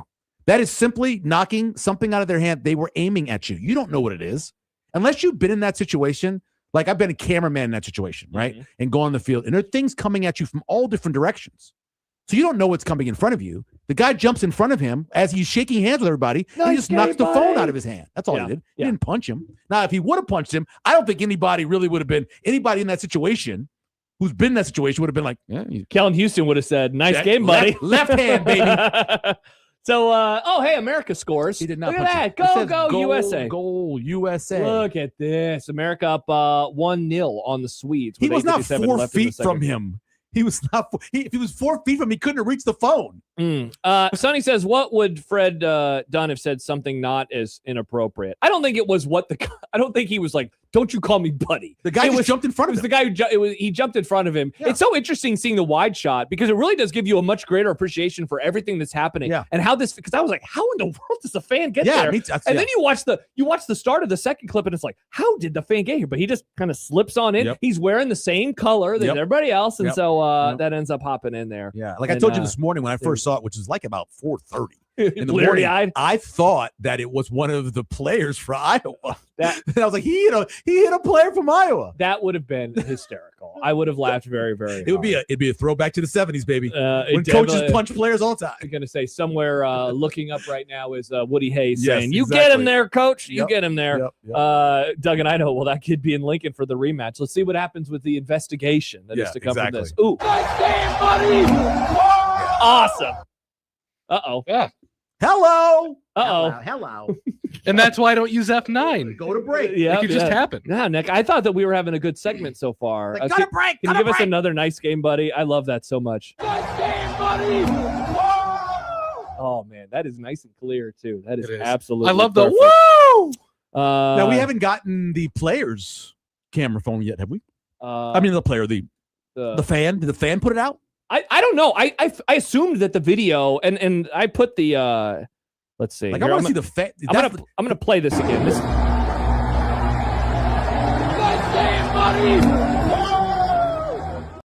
This morning. Yeah, okay, I did see that. Okay. Now, by the way, Brian is just seemingly triggered by you. Yes, if you're going to tell people to bet Nebraska money line on Black Friday and then not own it after they got killed, goofy. I did own it. Yeah, you said I was wrong. I said I said it in the middle of the season that they're going to win. I guarantee it.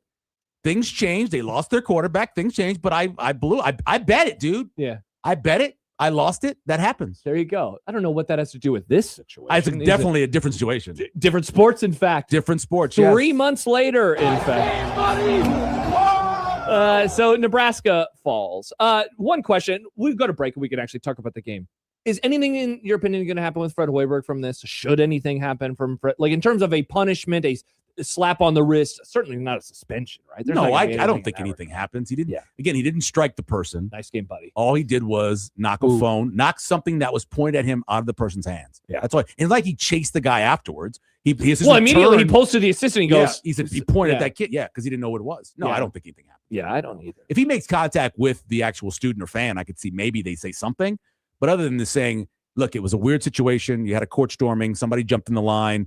Our coach reacted. That's it. Yeah, he just slapped it out of his hand. Yeah, and listen, this is me. Okay, yeah. I don't care if it's Hoiberg or if it's I don't care about Fat Luka, Jim Boeheim. I don't care Street Coast Anthony Davis, who it is.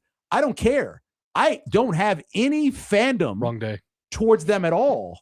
right? No Mhm. fandom. Mhm. And so my answer is exactly what I would say for any coach. Yeah.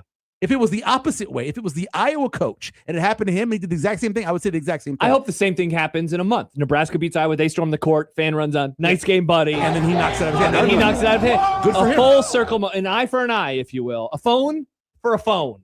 I think that was in the Bible, Nick. Isn't eye for an eye not a good thing, though? By the way, it was no press release for that. I think Doug and I was asking, like, responding to us. He said, absolutely not. There shouldn't even be a press release about it. Move on. Yes, right. And all it was somebody called from the newspaper. They called the university, and the university gave them a statement. I believe it was, I think Amy had it. Okay. That's what I think I saw. Also, shout out to Amy Just. So the fans last night were chanting F. Price Sanford the whole game. Shout out to Amy, because when she put it in on Twitter, she would write the word. If you are an adult male or female and you want to type a curse word on Twitter, you just do it or don't. This is not AP style. You're not going to get in trouble. Dude, I got in trouble with the paper for putting a curse word. Oh my gosh. I got in trouble. And it wasn't even me. I retweeted somebody who said it. Somebody who had a curse word. It was oh my God, I love her. Nick Grimm. The lion woman. The lion The woman? singer. Katy Perry. Katy Perry had a tweet. It was based off of LSU, right? Yeah. And I retweeted it. Yeah. And it had a curse word in and it. Your boss called you and I in? got called in the office. He said, "Nice game, buddy." Exactly. Did you call her the lion woman because nice I tweet, am buddy. the tiger? I am the tiger. Is that what it is? It's the lion. It's called Roar. Roar. The Roar. Yes. Roar. Hear me roar. Yes. The lion's roar. Laszlo writes, is everyone in agreement that Gen Z kids putting their phones in people's faces is a public nuisance and they should all be jailed? Excellent take. Did you see, Laszlo? I don't see the guy who got shot, right? What? Wait, oh my! It was one of the great cases of all time. What? It's in a mall, and this guy is doing these TikTok surprise things to people, and he does it to this one guy, and the guy sees him coming out of the corner and pulls a gun and shoots him in the stomach, and they let the guy go. He was found not guilty. What you get, Gen Z? Put your phones away. Yeah, what he you try shot to him live twice. in the moment? Well, it's like that kid at the school. Did you see that kid who punched the teacher last week? I didn't see that. Oh, I'm surprised, Nick. That would have ended up on your part of the internet. You would Interesting. enjoy this kid. He's become a bit of a meme. Andy, Michael walking to a cashier at a sports book with losing Black Friday ticket. Iowa fan jumps in front of him yelling, nice bet, buddy! I love the slap noise and then the woo. It's so the good. woo is because you know what happens? I think he's like, I'm gonna go viral. That's all you Gen Zers think about. He nailed it. Oh man, I'm gonna be all over TikTok for this one. Tanner Cook is the name of the YouTuber who does Ugh. This Is How You Prank. And he tried to prank a guy in the Dulles Town Center Mall, and a dude shot him, and they Wow. acquitted the shooter. The prank video side of YouTube got really weird because at first it was kind of innocent. Yeah. And then it kind of turned into domestic abuse. And then it just turned Yeah. into actual abuse. Yeah. And some Yeah. minor acts of Domestic terrorism. abuse, not actual abuse. Yikes. 402 Okay, you know what I meant. John writes, Fred Hoiberg equals Bobby Knight. No, not at all. Nice. There's never been a calmer Nice coach. chair, buddy. Even when he got mad, he wasn't really that mad. That's him. He just doesn't get like that. He knows that he's got a fake heart pumping for him or valve. He doesn't get too excited. Tony Stark built this in a cave with scraps. That's what his heart is right Nice. now. And that's another Marvel reference It on the is. show today. Yes. All right, when we return, we'll talk about the actual game itself. Nebraska lost. How bad are the vibes? Also, I have a question to kick things off that we can get to when we return. Also, Creighton and UConn, that game tipping off just after 6 o'clock tonight. Pregame with John Bishop live from Connecticut at 5:30. We'll get you ready for that one. Most important Nebraska football newcomers. So much more as we roll on this Wednesday. Also, dumb debates. Get your questions in. We'll tackle those in the happy hour in an hour and 15 minutes. It's Unsportsmanlike Conduct with Michael Severe today here on 1620 The Zone.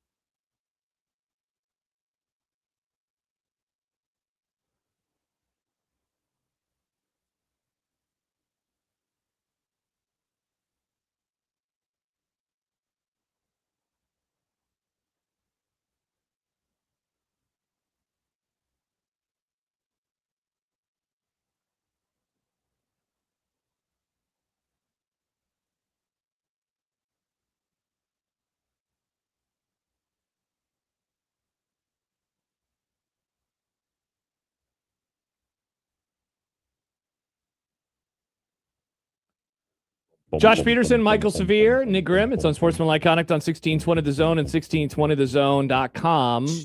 John not back tomorrow. It'll be Mike Stibbs in tomorrow for John. Hate that guy. I think Is John ever going to come back to the show that he co-hosts? I think, he will be on the air on Friday. He will not be in the studio on Friday. Convenient. Yeah. It's good. It's a good thing that Creighton season is going to end earlier this year. We're going to have more time with him. Yeah, I told him, I said, John, wait until you get to sit in on your couch for the opening Thursday and Friday of the tournament. You're going to love it. It'll be so much better. He is going to dig it so much. He doesn't have to travel around, go to basketball games. He just gets to watch them on his TV. Will they make the NIT?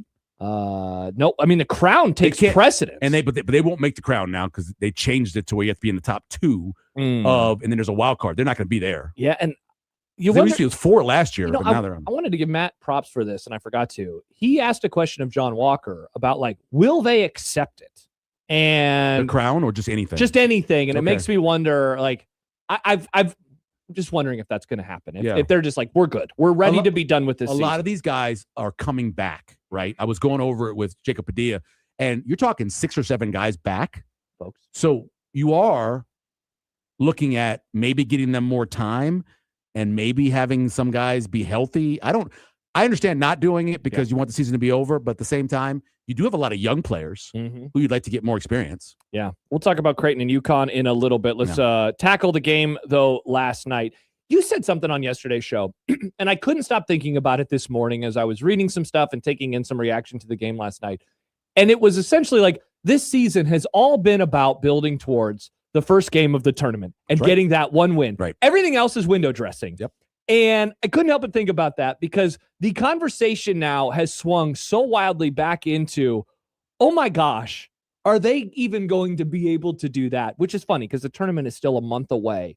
But would you not agree? Last night was maybe the first game in this last month of basketball since the Indiana win, where I think asking that question is a fair question to ask following a loss, or would you still not view it that way given Iowa is a good basketball team, and that is a tough environment, and it was their night. I wonder how you're viewing those things right now. Well, like I said yesterday, I thought it was more about the confidence they needed to get back, right? Yeah. I think you watch Brendan Frager play right now, and he doesn't play with the incredible confidence he's had from when he was in high school. That's just what he is. Very confident kid. He threw away 2 passes that weren't like him. Oh my! Twice he got on the baseline, and instead of just getting rid of the ball or going quickly, he ends up walking. He just doesn't have that confidence. I understand. He's coming back from the ankle injury. His 3-pointers aren't going down, so he wants to do more. I get that. You struggle on defense a little bit early in the game. He was getting beaten a couple times. I get all of that. And then having Rick Mass the way he's playing, obviously he's not playing it the way he was playing in December and January. But right now, it's what I've been saying all along. It's just about getting the tournament and winning the game. Now, if you all of a sudden are a 5 seed, obviously the odds of losing to a 12 seed go up dramatically compared to being a 2 or a 3 seed. I did this to 2. The 2 seed was it's happened 3% of the time. Yeah. What is it? 11 times? Is that it was 11 out of it was 11 wins, 149 losses. Yeah, so barely ever happens. Barely ever happens. And then it got increased to 25 wins for being a 3 seed. But once you get to 4 and 13 and you get to the 5 and 12, we all know that that happens every year, at least in one side of the region. So I understand nervousness, but really, whatever happens, Penn State, Maryland, West Coast trip, playing Iowa again, which you certainly want to win, do something in the tournament. All that matters is getting that first win. Yep. So people cannot keep saying the same line every time you play. Yeah. This is, and then they say it like you don't know it. I know. Have you seen this? Have you heard about this? Nebraska's never won an NCAA tournament game, Michael. We all know this. Yeah. And so, yes, just to get that off their back would be wonderful. And there is a chance, don't put it past them, that they find their groove again. They could. They're going to play a really bad Penn State team. They're going to play a Maryland team. Between the 2 teams, they have 5 total wins in the conference. Yikes. They both have 15 losses. They could win those 2 games. They got on the West Coast. UCLA is pretty much a mess, even though they're decent. Yikes. USC, I don't know. But then you get to play Iowa again at the end of the season, get revenge on Iowa. I think what you said is maybe the crux of everything, and that is, have they peaked? Can they figure out a way to get back to the level of basketball that they were playing earlier? And of course, the answer to those questions are yes. I don't know, or it doesn't have to be yes on the former. And of course, it can be yes on the latter. There's no reason that they couldn't find that. It's just, can they? Because they definitely were playing better basketball through the Michigan State game, through the Indiana game. No, last time they only hit 5 threes in a game. No. The New Hampshire game, where they actually played really poorly early on. Yeah. So they've been pretty consistent shooting a 3. Mm-hmm. Not great at times, but 8, 9, 10. Yeah. Sometimes better. Find that. It came down to, again, I told you, it came down to one play. It came to, and I'm going to talk about the bad screen call, which is a horrible call. Yeah. And I don't ever want to blame the officials, and I would never blame the officials. I will tell you in that game that they miss calls both ways. Sure. I rewound at least 3 times, Iowa going to the basket and getting hammered, and there was no call. Same way with Nebraska, getting held, coming off the screens, and really legitimately pushing Hoiberg from under the basket out, which was a foul the way they did it. But leave all that out of the way. It came down to Rink Mass having to make a play when they're down 2. And if he makes the play and it's even, I think it's even all the way to the end and it comes down to the last shot. Yeah. But once they got to 5, the way they limit possessions. Yep. And then they got the 2 rebounds. Yep. They got one at because I wrote down there's 5 bullet points of various things that happened late in the game. The rough turnovers by Frager that you mentioned a moment ago in the second half. The 3 that went in and out by Rink. I mean, that thing was doo-doo. Yep. The missed rebound at the 2-minute mark. The missed rebound at the 1:33 mark. And so by that point in time, they had already sucked and like they a didn't minute score. of clock. And they didn't score. Yeah. And then the next thing that happened was the screen the call. foul, and then the game was basically over. Yep. Sonny says, where is it at? The thing with this team that's concerning to me is they've scored less than 30 points in 4 out of their last 6 halves of basketball. 52 might not be enough to win your first-round tournament game. I believe this team's running with a 7-man rotation. We don't have an 8th player that can come in and not get any points or not get any rebounds, just like half the starters. The first halves are, they are a problem right now. It's and that's the way thing. they play. Yeah. It's going back again into multiple wins, but they got off to the slow start, of course, against Purdue last night. It's wild that it was only a 5-point game. Well, you had Kale hits the 3. Had to go to the basket quickly to get a 2 for 1. Yep. Yeah. So here's what's interesting about it. And Sonny, that was something I was talking with Padilla about. And even going back farther than that, I actually had Markowski on the show. And I said, did they have to find an 8th guy? And right after that, you have the Michigan game, and you had Curtis play. Mm-hmm. And he gave you some minutes. I understand you don't want to take Rink off and just put, but just to have that 8th guy who could come in and maybe be disruptive at the basket, spell you a little bit too, do a couple of things. He actually played pretty well against Michigan in his limited minutes. It'd be nice to have that. It'd be great to have an 8th player. I will tell you, for many years though, Creighton went into the tournament with a 6 or 7-man rotation and did pretty well with it. Yeah. So you remember, you get extra timeouts and extra time in the timeouts during the tournament. So you don't have the same length of commercials that you have during the regular season. They're actually longer. Yeah. So you do have a little bit more time than the rest. Where is it? Sonny said we lost to a team that shot 33% from the field. Yeah, there was a graphic last night on ESPN. This was on SVP Sports Center. So coming into Tuesday, since the 2020-2021 season, Iowa was, this is unranked teams versus AP top 10 opponents. 2-245. Wow. When shooting 33% or worse. Truly, that is like the Nebraska-Iowa football game from a couple years ago. 2 years ago. Yeah. And it's so funny. I saw a lot of people making reference to that last night. Like, wow, this feels like one of those football games where it's just like somehow, some way they have the lead and they were able to do it once again. There were 8 points scored in the first roughly 4 minutes of the game. Oh my and I said, let me go check what the total is in this game. And it was 140 and a half. I'm like, it's getting nowhere near that. Wow. I wonder what the live line, as low as the live line got it. I think I saw it like 111 at one point. Yikes. Yeah. And that it did not get there. That didn't even hit. It did not get there. Yeah. Good Lord. Yeah. 2-245. 109, excuse me. Yeah. I think you bring up a player that a lot of people are talking about Rink Mast, rightfully so. Man, Frager, his injury and what's happened afterwards, he's not the same player. He didn't even make the threes last night. At least he did that versus Illinois. But his lack of attacking. He had that one dunk. And then after that, I think the inbound play. Yeah, Happer had the stat this morning until all like the last minute when it just turned into a really quick back and forth for Nebraska. I think they made one field goal for the next, whatever it was, 11, 12 minutes after that dunk. Like in that moment, I thought they have done it. They have climbed back and they are going to win this game. And then everything went to hell. Yeah. At one point, they had that long stretch. And the first time they get a basket was a goaltend. Yeah. It wasn't even an actual basket until they finally got a basket. It didn't even go in. Yeah, this reminds me of the old Collier teams that would go into those stretches where all of a sudden they would score for 5 or 6 minutes. And it's not because they don't have a good offensive scheme. People know what's coming. They know what you're doing. They've got to change. They've got to do other things. the thing I think that more than anything else, I want to see Rank as much as you can get him down on the baseline. I want to see him down there because he's such an old man move. He is a power dribble. He's a reverse guy. He's a reverse guy. And let him do. But I like old man down, but it's back to the basket. Hell yeah. Because most of those kids have never defended this, and so most times he allowed himself to get defended on that one where they were down 2 and just settle for a little in the paint jumper. If he just continues to work, I think he can get a layup against that guy. He didn't do it, and that changed the game because he had a 3 on the next possession. But I would like to see them do more. Instead of running the entire offense, free throw line extended almost to half court. Yeah. He had he had that weird injury that happened right before the game on Saturday, and he got his thumb taped up. And he's been struggling with, his dribbling's never been awesome, but it really was a struggle last night. Yeah. But if he gets down if he is down there in the post, it's a couple power dribbles, and then it's a drop step. And if the guy doesn't respond to the drop step, he goes the other way. He can score down there. I'd like to see more of that. Mustache Adam says, seen after my friend beats me on the last play of a game in NCAA football in high school. Friend, nice game, buddy. Me, slaps face. Friend, woo!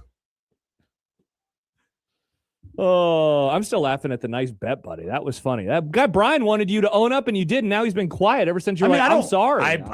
It's a bad bet, man. Yeah. I thought done early in the season. And by the way, I said before the season, I would win 8. Yep. I bet I was over. That was when I put a whole list out of all my futures. I got that one right. I think I like Gronkowski. I haven't said this publicly, nice bet, buddy. It's time to do so. Iowa broke me last year, and I'm picking them to make the playoff. I'm sorry, they broke me. I remember I had that September column, and it was stupid. Yeah. And so they broke me, and so I apologize. Iowa, you're going to the playoff this year. I'm done. I don't know about that. No, they're making. I don't know about that. No, they're not. Nice game, buddy. They could go. They could win 10 games. Why not? They're not going to win 10 games. They could win 10 games. I thought I remember looking at their schedule was much harder this year, right? Isn't it? I believe. I thought it was much harder. Yeah, you know what? You might be right. Because I was going through the schedules just overall from the Nebraska ones, teams that Nebraska plays. Let's see. Oh, yeah, that's right. At Michigan, Ohio State, at Washington, at Minnesota. Yikes. Wisconsin, at Northwestern, Purdue, at Illinois, Nebraska. I mean, if they got through that Don't early worry stretch. about Minnesota. If they got through destroy that. Minnesota. They do. They own Minnesota. Except for the one time when Cooper DeJean, who I hear the Cowboys still working to trade Terrence Steele for Cooper DeJean. Not happening. I think it could happen. He says, I don't want to live in Philadelphia. This place sucks. Also, I want to live in the Central Time Zone. Dallas, a Central Time Zone. None of that's city. true. Yes, it is a Central Time Zone. None of it's true that he wants to live in the Central Time Zone. You don't know. The dude lived in the Central Time Zone. Now he's in one of the greatest sports cities in America. Yeah, but those people suck. They love their team, though. They love their players. I know. They really do. And then they hate their players. Not really. They're really loyal. They hate their coaches. I would love to be doing sports radio in Philadelphia. The vibes are so rancid there right now. I'd be having a great WIP time. is amazing. I know. There's a Twitter page for caller from WIP. It's just great. Oh, man. Have to be having a great time. All right. When we return, Michael has how many pages of notes did you say you had? I got 6 pages of notes. Okay, perfect. So we're going to let Michael cook for the most important football newcomers. Look at that. A football topic. In the old days, I would have been chomping at the bit to talk Nebraska football in the first segment. You're not chomping anymore? Well, because they stink, and I'm just, it's a bummer. These players have not done anything wrong yet. It's time to get excited. They've not done anything wrong yet. That's true, because they haven't been Cornhuskers. That's why they are, Nick. I like that. Newcomers. I was looking for newcomers. I know. Yeah. Both start with N, though. You're right. Nice game, buddy. Nice game, buddy. So funny. We will get to that list when we return, talk some Creighton hoops in a little bit as well. Dumb debates on Sportsmanlike content. The show, it feels like it's already over. It's not over yet. I know. It feels like I'm already like, wow, we're running out of show. Was it over when the Germans bombed Pearl Harbor? Excellent reference, Michael. We'll do that and more next on 1620 The Zone.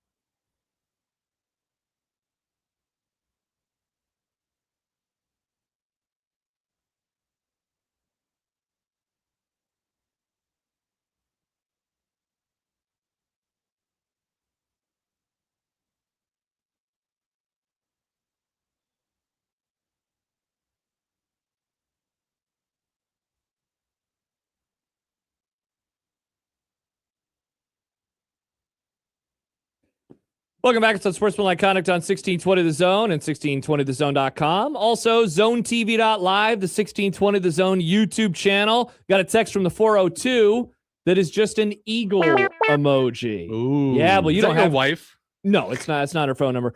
You don't have Christian Parker anymore. He's the Dallas defensive coordinator, the engine that made the Eagles defense go. People have been saying You don't know she not doesn't it, have a burner no. phone.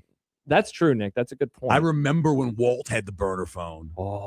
Oh, Breaking Bad. What a show. That was good stuff. What a show. Yeah. Great show, Nick. Great show. It is a great show. All right. So Nebraska has, what is the total number of newcomers? It is a lot of them with the transfers, with the recruiting. Is it north of 40? I have 13 for the portal and then 11. Okay, so I was way off. Yeah. Oh, so wait. It's 24.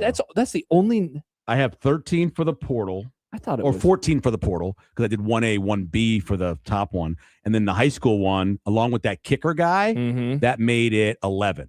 Okay. Wow. Samsonite, I was. Oh, no, off. 10 now because the quarterback didn't come. Started with an S, though. He did not. The quarterback did not come, yeah. So it is, why did I say 40? I have no idea. It is an interesting group of players that Nebraska has. And we spent a lot of time talking about it when the portal first opened and who they were going to get and the needs. First of all, before we dive into, and how did you describe this? The most important newcomers? Is that how you're putting this together? I just ranked the newcomers. Okay. And I separated it by portal and by high school. Okay. That's how I did it. So generally, how would you grade what they did in terms of filling needs before we dive into the individual players? So I would have loved for them to get a better defensive lineman, talking defensive tackle or nose tackle, that was somebody with experience. The two guys they got are a little undersized, and just based off of, we'll go over this, their PFF numbers, and you look at the way they went week to week, neither one of them were what you were expecting that you needed to get, which people thought they were going to get. That cost a lot of money. I do love the high school kid they got out of Ouachita, which is a really good school in Northeast Louisiana where they produce a lot of good linemen. But I'd say anything out. The thing they didn't do was I didn't get good enough defensive linemen. Now, if you believe that Malcolm Simpson is going to make a big jump coming off of his injury, and Tyson Terry is going to make a big jump coming off his injury, yes, I know they're redshirt freshmen, but they could contribute. If they contribute, now all of a sudden you have depth. Now you have depth. But if those guys don't, or the two portal guys they brought in don't live up, like many times Nebraska's brought guys in on defensive line who haven't lived up to what they wanted them to, then that would be the place. Obviously not getting the running back that everybody wanted. We'll see how that goes.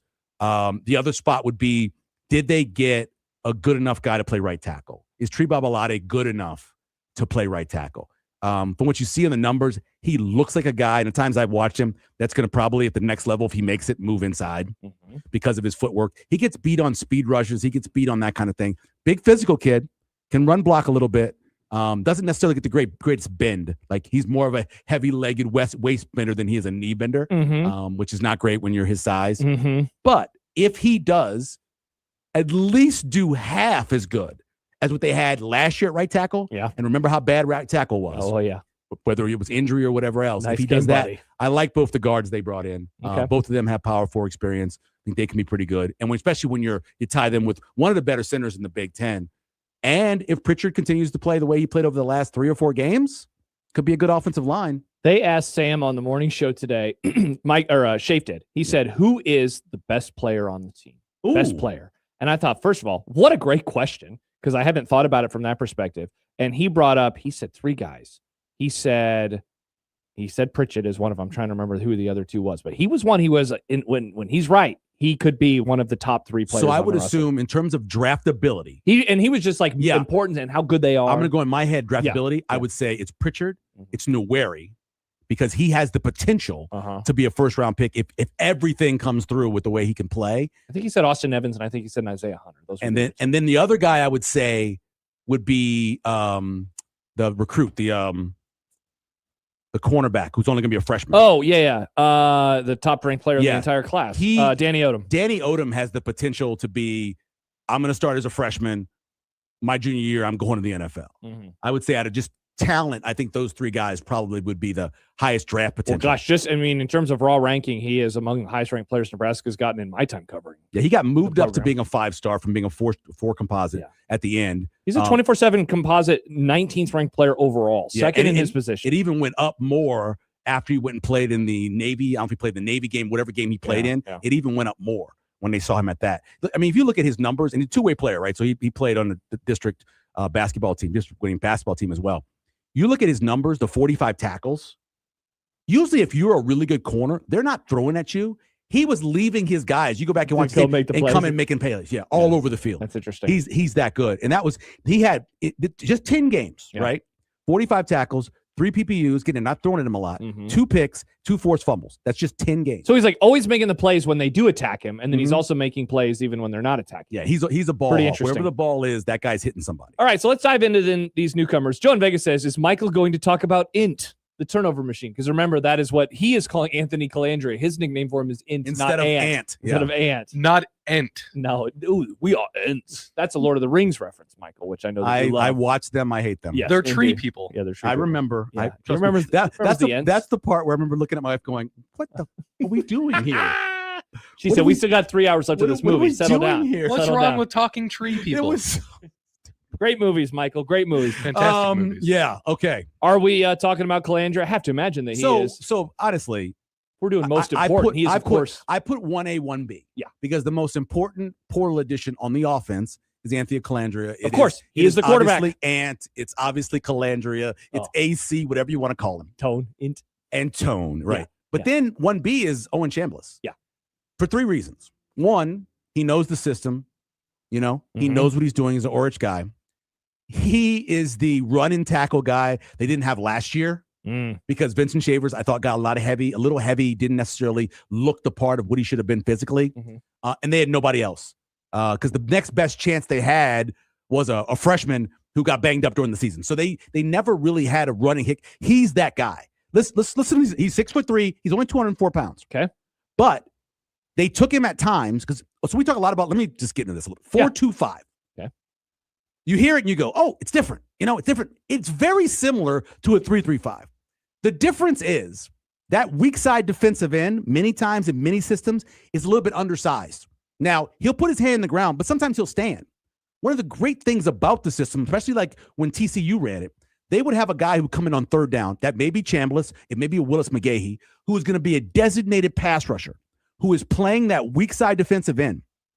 Then, if you want, you can go with more of a freeway package where you bring in an additional designated pass rusher. So then across your line, instead of having a nose tackle, a defensive tackle, you've got 3 out of the 4 guys who are true pass rushers. You'll see that more than you. So don't just think because it says 4-2-5 that all of a sudden it's a true 4-man front.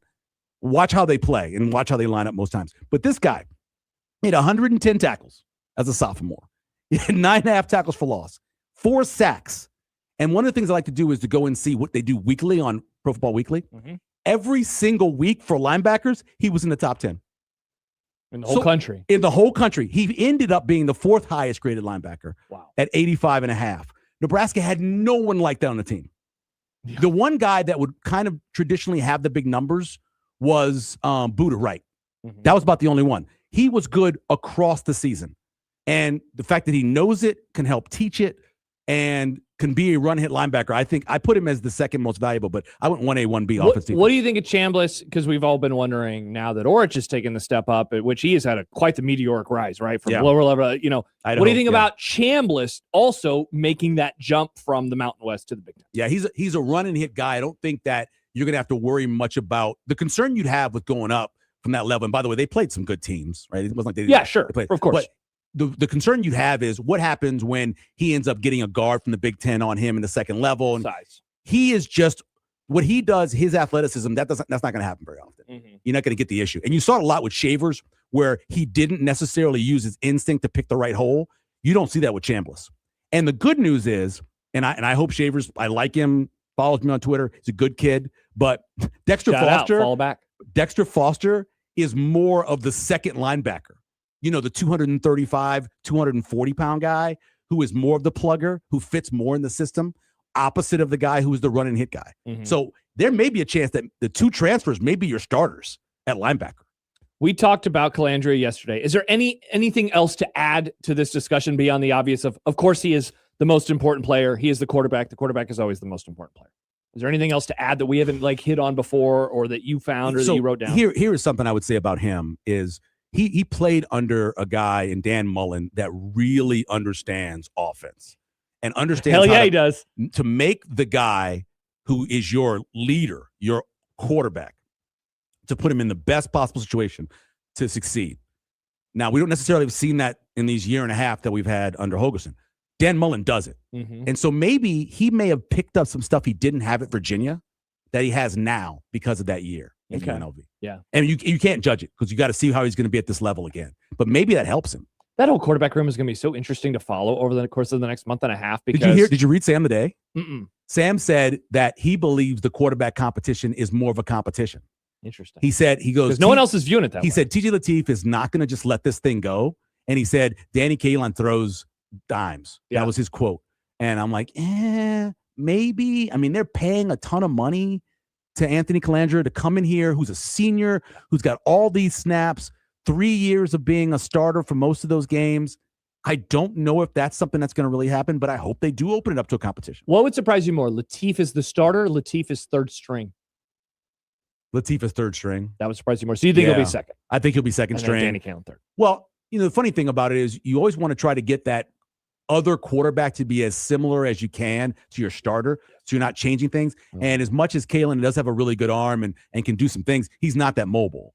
So you want it closer to what you're going to have with Calandra, and that's Lateef. That makes sense. All right, so those were 1A and 1B. Yeah. So Then who is next? I'll go fast. So I Tree Babalade, because if you're talking about a right tackle, he's your right tackle. His pass blocking, 68%. His overall blocking, 60 in terms of PFF. So wasn't great, but we'll see. He's going to be a junior now. He's got some time under her. Dwayne McDougal, the same thing I said about earlier about having another guy who knows the system. Yep. Now you have a guy at the third level who knows the system. Yep. The struggling play from the safety position, I think, was a little underrated last year. When you go back and watch the games, and there were times where there were safeties back there that didn't put their nose in there to try to make the tackle or reacted late when there was a bust in the defensive line and then the linebackers and didn't have a good angle. That happened a lot. A great example of that, I think, is the Utah. Well, there's two really good examples of it. One is in the Utah game, in the bowl game. It happened 4 or 5 times in that game where there were times where the safety should have been at that spot to make the play, either got washed out or just didn't react fast enough.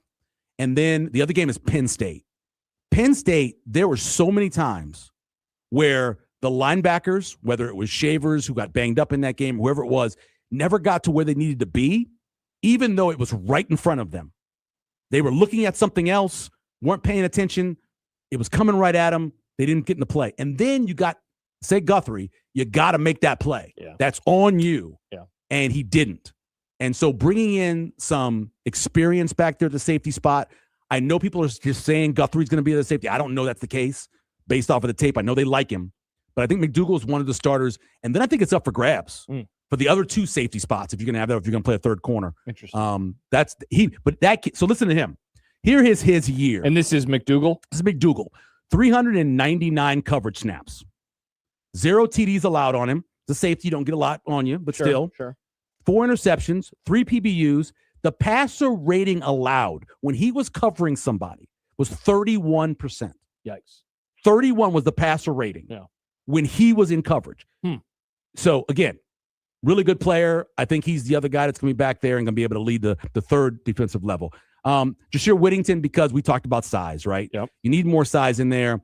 Looking at some of his stuff from Pittsburgh, limited production, but when he did play, PFF grade of 72.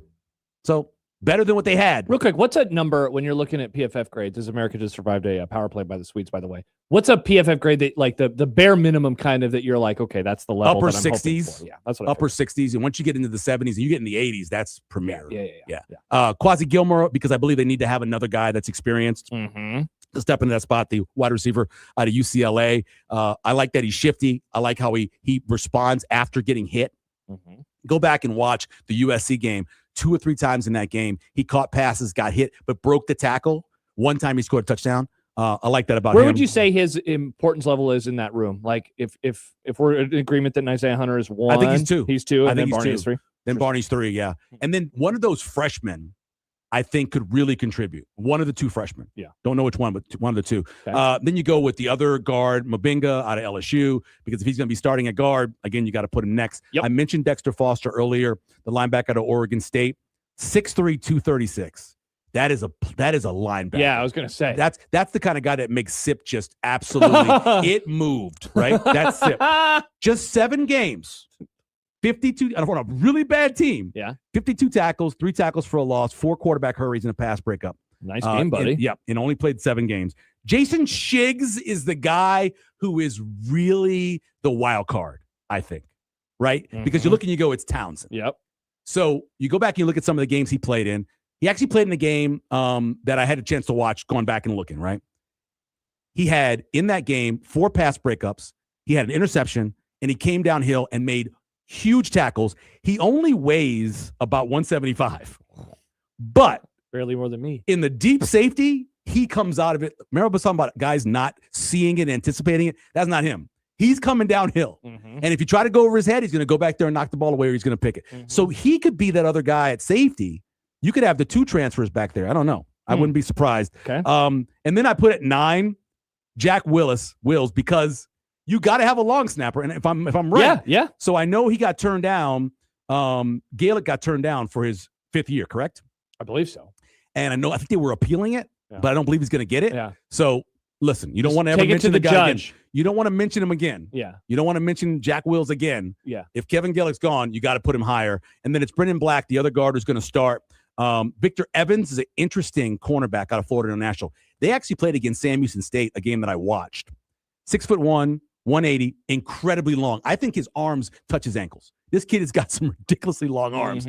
42 tackles, 36 of them were solo tackles, really long and rangy. And then Anthony Jones is, Mr. I played for every team in the Big Ten. And then Will Hawthorne is a true freshman out of Iowa State, who down the road, he's 4 years left of eligibility, could be a contributor. Let me ask you about another freshman. Yeah. Because we have talked, you and I have, we did some interviews about the running back position. And, it seems like we're in a little bit of a disagreement at the very least. I know that I feel like amongst the fan base, I'm in the majority. Majority. It does feel like, though, with beat writers and then obviously the program, I think that you are on their side, which I find really interesting. It's like a radio versus a writer conversation with the running back love. All that to say, should we be talking about Jamal Rule? Yeah, I think so. The way he's built. So I went again. I had Danny Odom as my number 1 high school guy. It's not a surprise. Yeah. Because of what he plays and where he can play. And then Dylan Berryman is my second guy to watch Washita Parish, because you need to have that guy. He's listed at 6'2", 340. If you want some joy in your life because you like big men play, go watch his tape from his junior year. What he does is he picks a gap. This is Berryman, and he just runs through that gap. I don't care who's on the other side of the gap. He just runs through the gap. Now, you got to remember, he's playing in a pretty good high level there in Northeast Louisiana. Now, it's not the highest level, because what they did was they got smart in Louisiana, which doesn't happen a lot. I was going to say it's a rarity. Doesn't happen a lot. They got smart. What they did is they separated the schools from select and non-select. So the teams that recruit statewide or area-wide, they go in the select group. The teams that recruit from just their town and just their area, they're separate. Okay. And so that's the kind of team he played for. But they played against a really good Neville team, which always been good in Northeast Louisiana, and they played against a good Ruston team, and they won their state title for the non-select. He makes so many plays during the game. So many plays. And he gets better. From when he first played as a sophomore to when he played as a junior to when he played as a senior, every year, each of the numbers got better. He had 21 tackles for loss his senior year and 40 in the little bit he played as a sophomore and then his junior and senior year. So a big guy weighing 340 pounds who gets in there and makes big plays. So that's got to have him at 2. I went with Luke Sorensen because the tight end position is such a question. Sure. I said to you guys before the season last year, one of the few things I got right, that I wasn't going to judge Carter Nelson that year. Yeah. Because it was another time where Carter Nelson was coming off of not necessarily being ready for the season. And by the way, he is again. The adjustment from 8 to 11, huge. Yeah. The adjustment of having to block in line, huge. All of that's big. And so with only having really Lindenmeyer, who you know for sure, I think Luke Sorensen comes in, who played at one of the highest levels you can play in high school football at Savite. He did everything. And he's 6'4", 245. And so I think that's a guy who, as a true freshman, will play. Now, it all depends on what happens with Carter Nelson. Yeah. Does Carter take a step? or does he stay where he is? And if he does, then Luke Sorensen steps into that spot.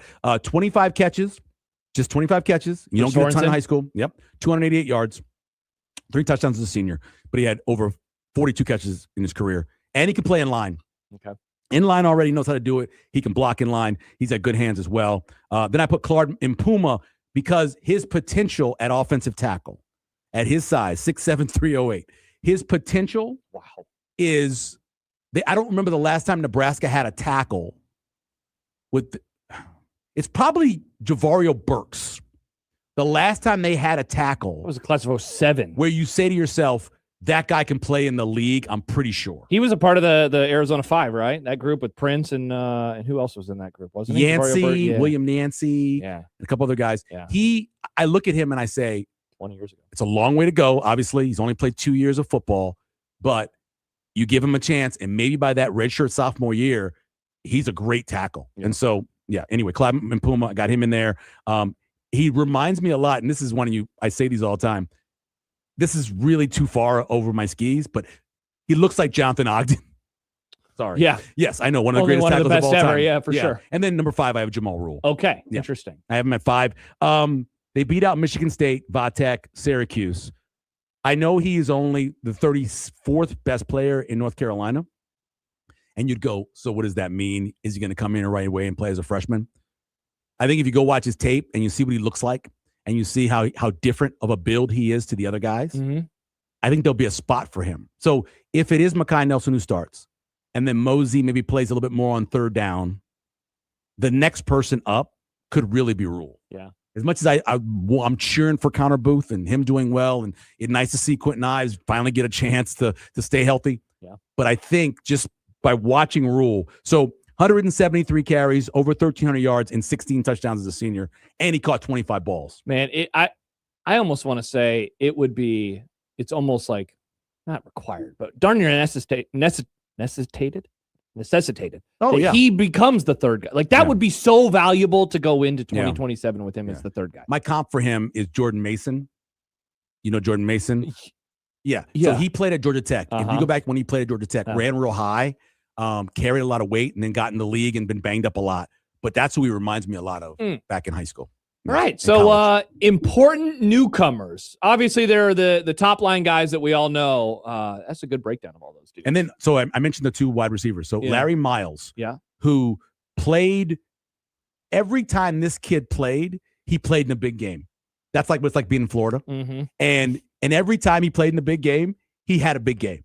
Whether it be the state title game or in the middle of the season when they played the other best team in the state or their area.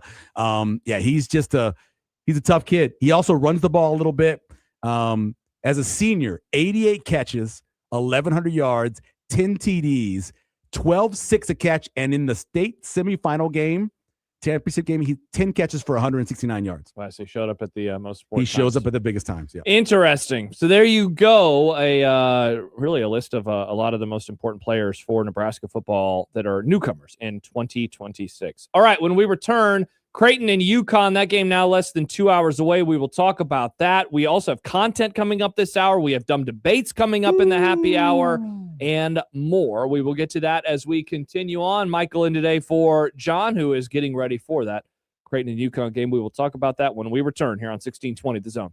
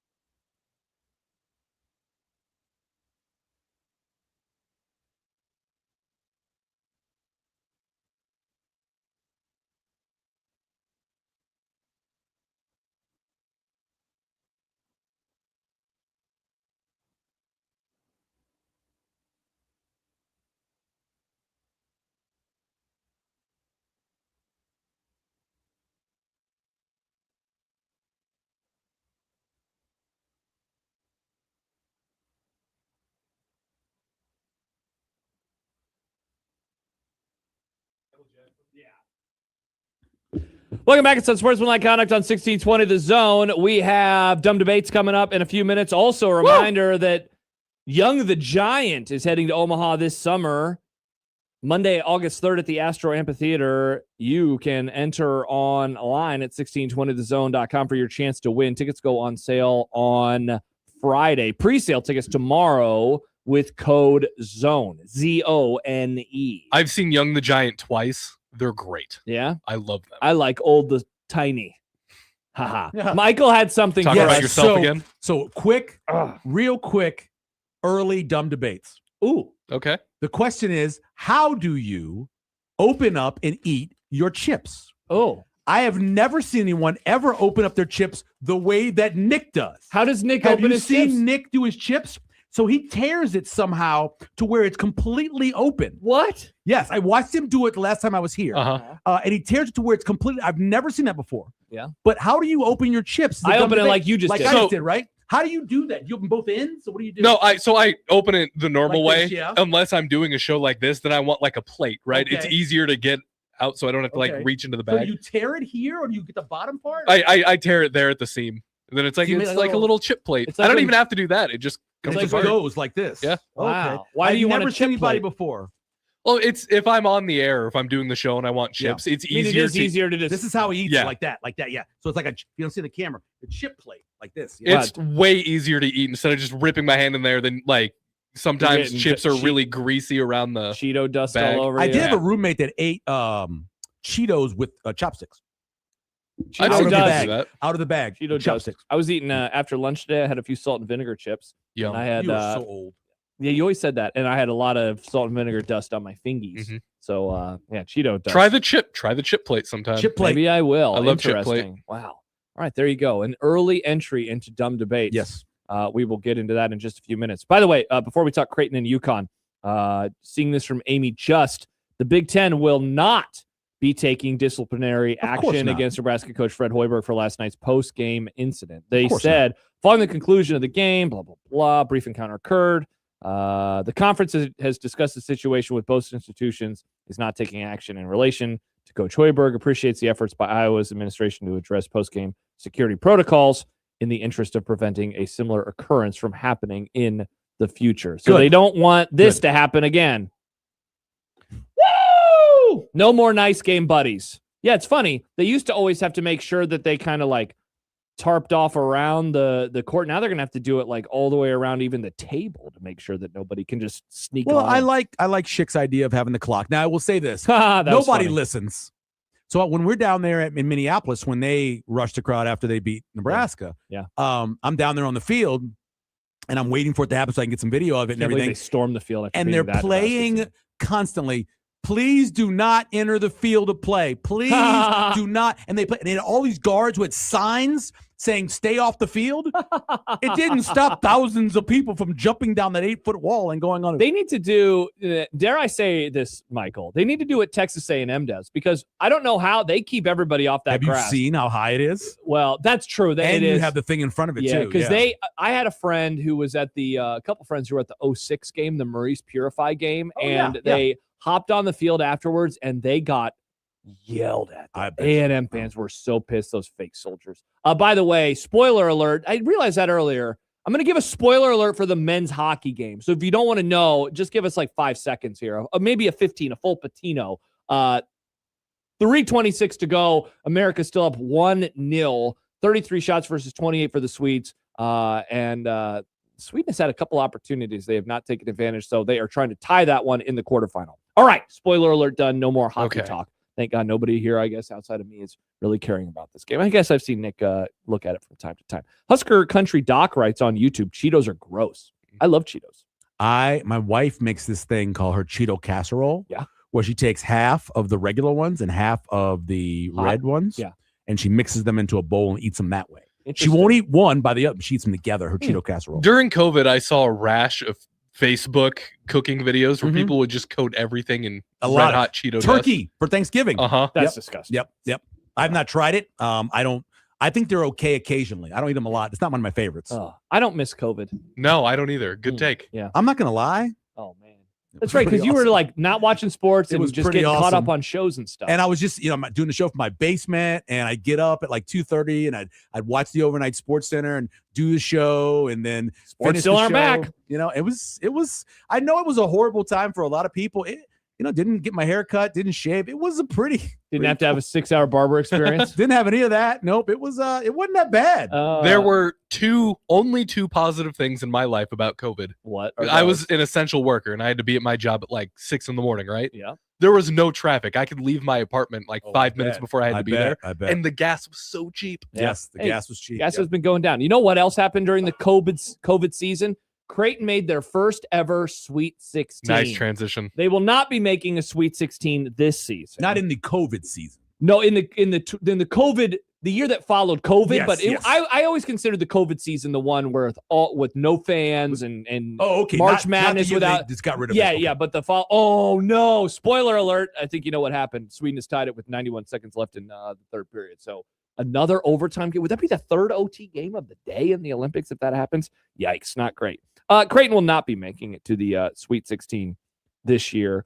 Here's my question that I wrote down that I wanted to ask you. How big of a shock has this season been for you as a longtime observer of the program? Yeah. Because before the year, I said, I think they're going to go to the Final Four. And I kid you not, within seconds, my best Creighton source reached out and was like, no, they are not making it to the Final Four. And I said, really? That surprised me. He said, no way in hell.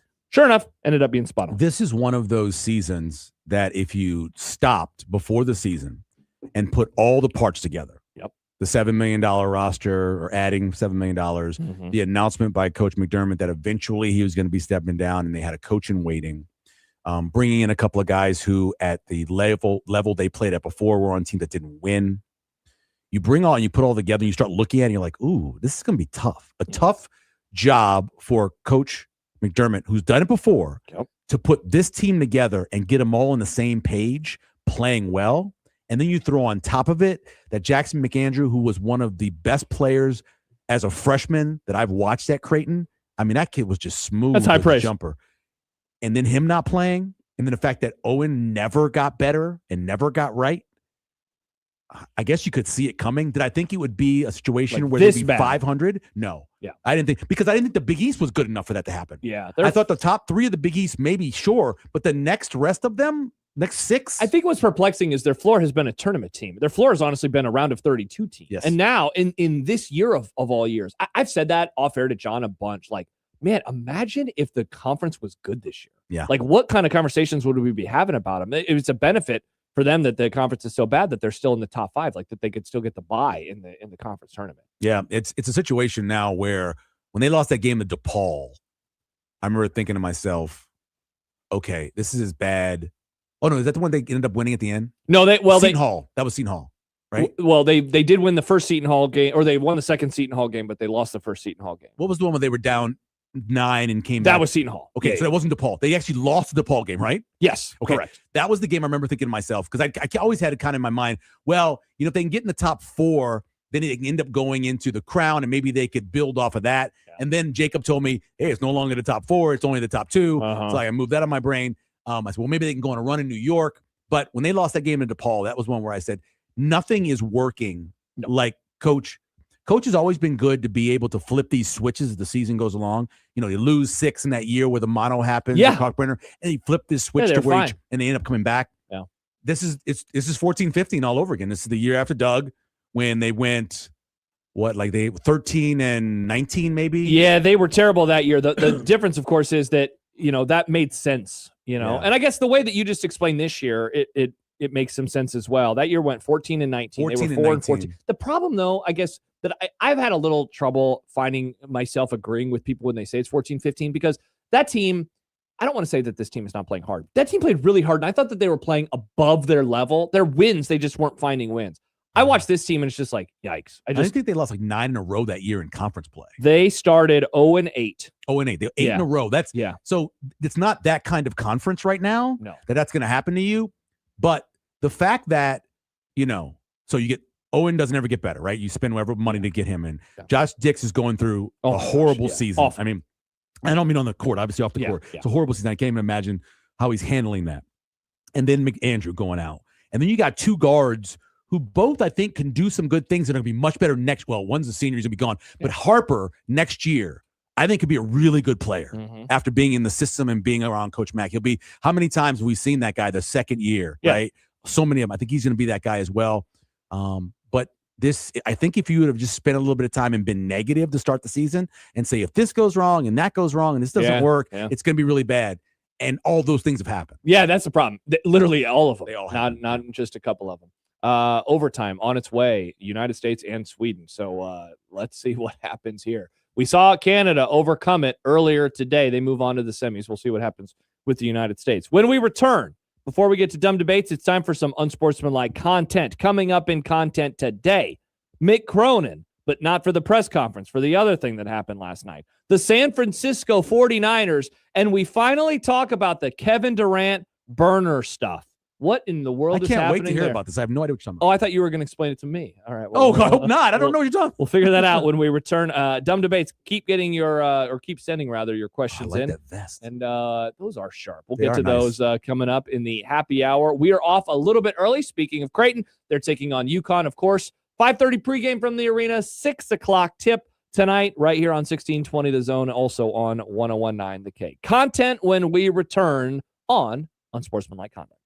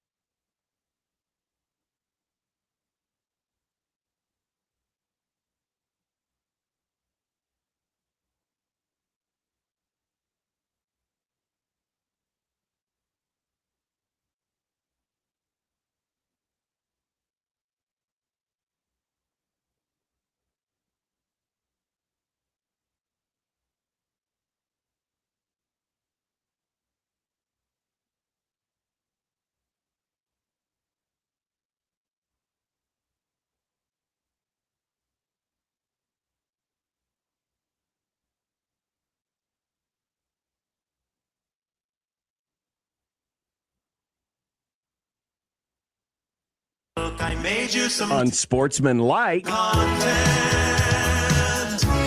Unsportsmanlike content. Unsportsmanlike content. Content that's unsportsmanlike. All right, it's that time of the show where Nick asks us questions. He wrote them. He auto-corrected them. Sometimes he misses some spelling and stuff, and that's his fault. Yeah, it's my problem. It's my fault. It's his fault. I have always called this Nick Reads. Nick Reads. Nick Reads. That's what I do. Right, Nick perfect. Reads. Nick, read. So, Josh, Michael, Yes. I have to ask this question just personally. Uh-oh. Does Iowa own Nebraska? I think they might. They definitely have a lease. Yeah, at the very least. There's definitely a lease. They keep winning, and they keep winning in horrifying fashion. There's something about that "Let's Go Hawks" chant that they do that just, oh man, people were mad last night. The group chat last night at about 10:30, 10:15 was popping off. I can't imagine in anger. how Jack was. He started the postgame show last night in a sour mood. I bet. Hi, welcome to the show. Yeah. It's me and Caleb. Like, he was bad. Did you watch it to the end? No, I went to sleep and then I listened this morning. Okay. I turned it off with a minute left. In the whole show? No, in the game. Oh, the game. Sorry, yes. I thought you were talking about the post-game show. No, I watched the whole game. Yeah. So I turned it off, right? Yeah. There are certain teams that I just will not watch win. Like Happiness? I just will not watch them win. I like that. I will turn it off. That was one. And Iowa's one of those teams. I just can't watch them win. See, Nick, that's a team you root for. Nobody even likes. Go Hawks. Interesting. That's People in fine. Iowa like I Iowa. just don't want to. I don't want to watch them win. Yeah. So I turned it off. Understandable. I don't like watching. I missed the slapping thing. I missed. Yeah, I didn't see that until this morning. I don't really like watching Nebraska win like football games, but luckily that's not Oh, a recurring issue. You got jerk. it. Speaking of Nebraska ball, Stanford Steve, Friend of the Grum. friend of the Grum, He is. says Nebraska is one of 12 teams that can win the Natty. Well, he said that before the game last night. Would you include the Skurs on a list like this? To win the national championship in basketball? No. This year. Yeah. No. Even when they were 20-0, I didn't think that they were a national. I didn't think they were a top 3 team. Like, I thought they could have been some weird seeding, some weird stuff that happened that they fell into the Final Four like an FAU did or San Diego State did. Sure. But I didn't think they could win the championship. Yeah. I don't think they can win the championship. He did, in fairness to Steve, when he said this yesterday, he said they are hanging on by a thread in terms of being on that list of 12 teams that can win it. Yeah. Their offense is not good enough. Their defense is. Their offense is not good enough for them to win a national championship. Well, see, that's San Diego State. San Diego State had this amazing defense, got a couple of breaks by the way everything broke out in the bracket, and then they ended up there, of course, with the break of getting the foul call against Creighton. I So remember a lot that. of breaks and really good defense. I think you Yep. get advanced. But Yeah. But can you win it all? No. That's going to be tough. Mick Cronin ejected one of his own players in last night's game against UCLA when Stephen Jemerson II, a former Michigan State student, was called for a flagrant for fouling Carson Cooper from behind on a dunk attempt. You got there. I got there. Flagrant until he did it from behind? Yeah, it's crazy, That's right? definitely sexual assault. It's assault, brother. That's assault, brother. Have you seen something like this before? I never have seen a coach eject one of his own players for a flagrant foul in this way. Like that. Have you seen it like from this perspective? You did something that I don't like on the floor that wasn't talking back to the refs or talking back to me. You did a hard foul that I don't like. By the way, America wins. I saw John Thompson. America first. I saw John Thompson do it. It wasn't necessary for flagrant because flagrants didn't exist back then. But one of his players who had been in some trouble before had a hard foul underneath and then threw the ball, and John sent him off. Wow. Yeah, John sent him off. Yeah. Interesting. But I've never seen it like that with the flagrant call. As a high school student, as a high school player, the entire starting 5 of us all got thrown to the locker room before the half. Oh, my gosh. He sent us to the locker room at half. Dang. By the way, Pesky Blues, he spoiled us here. I saw the comment. Like, come on, bro. I love that. Give it. No, That's why I watch Score Mobile sometimes. That's so while I'm watching. weird. I love it. That's I so love weird. knowing it's coming. Come on, Pesky I Blues. love 5 more knowing it's seconds. coming. I don't want to know. He doesn't know that you're behind. Come by that on, much. Pesky. He doesn't know. I do like Charles' comment that just says burn IKEA. That's really funny. Oh, that is good. Oh, sweet and right. I forgot. Nice. Yeah. Not only will the 49ers play in Australia next season, they'll also host a game in Mexico City. What is up with this? How many more international games can we give them? It's ridiculous. I can't believe the Saints are going to France. What's so stupid? But you guys, the Saints, I understand. No, that makes sense. That it's a French-based culture in Louisiana. I don't think you should lose one of your games to Paris. Yeah. Like if there's a game that you want to go Munich, on a road you're trip, okay with losing into Munich? America. As my good friend once said, this is American football. That's what they call it. Yeah. American football. You got to have fried chicken and meatloaf, and you got to have ice cream. How much money? But you can have fried snails and a baguette. How much money would they have to pay you to go to that football game? Nothing. I will. We've thought about it. Really? Oh hell yeah! But you were just complaining about it. I don't want it to be there, but you're now gonna- that it's there, we have this You've trip never been coming to up. Europe, right? No, I have. Yeah, Okay. I was in Germany for a TDY Nice fight. helicopter maintenance for cold weather. Tight. Yeah, Cold weather. You love that. I did. It was awesome, and it wasn't cold enough actually for some of the stuff we had to do. But yes, I'm not a huge fan of Paris. When I was there years ago, sure. But now after watching Emily in Paris for 4 seasons, hey, let's do it. All right, let's try it. Paige was just watching that. It's great. It's a great show. If you like fashion and you like really cool food, it's a great show for that. Oh, yeah. I hope you get to go. That'd be fun. We may do it. All right. You should do it. We tried to go to a road game for the Saints every year. That kind of stopped, as the kids got older. But this is one that certainly is an opportunity. Awesome. I don't know if it's a home game or a road game. It's probably a home game. Yeah. Yeah. So, what's going on with this KD Burner stuff? All right, so we've been teasing this the last couple of please tell days. me. So there was this a bunch of screenshots leaked over the weekend around the All-Star game where I'm trying to see if I can the account was labeled Get Higher 77. And so users claimed that the private messages belonged to Kevin Durant and pointed to, I'm reading from Yahoo, sharp remarks about several NBA figures, including former teammate Russell Westbrook. And I'm not going to read what it said here because I think it might be problematic for me to do so as a white guy.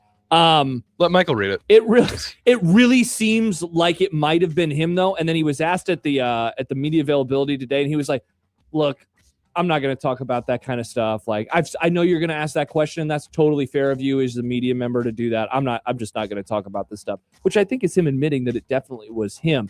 Whereas other burner stuff, he was like defending himself. This one, he is going at current teammates and other NBA players. Yeah, it was so funny that one time he didn't flip back over to the other one. Correct. And he tweeted something as himself. Yeah, that was kind of funny.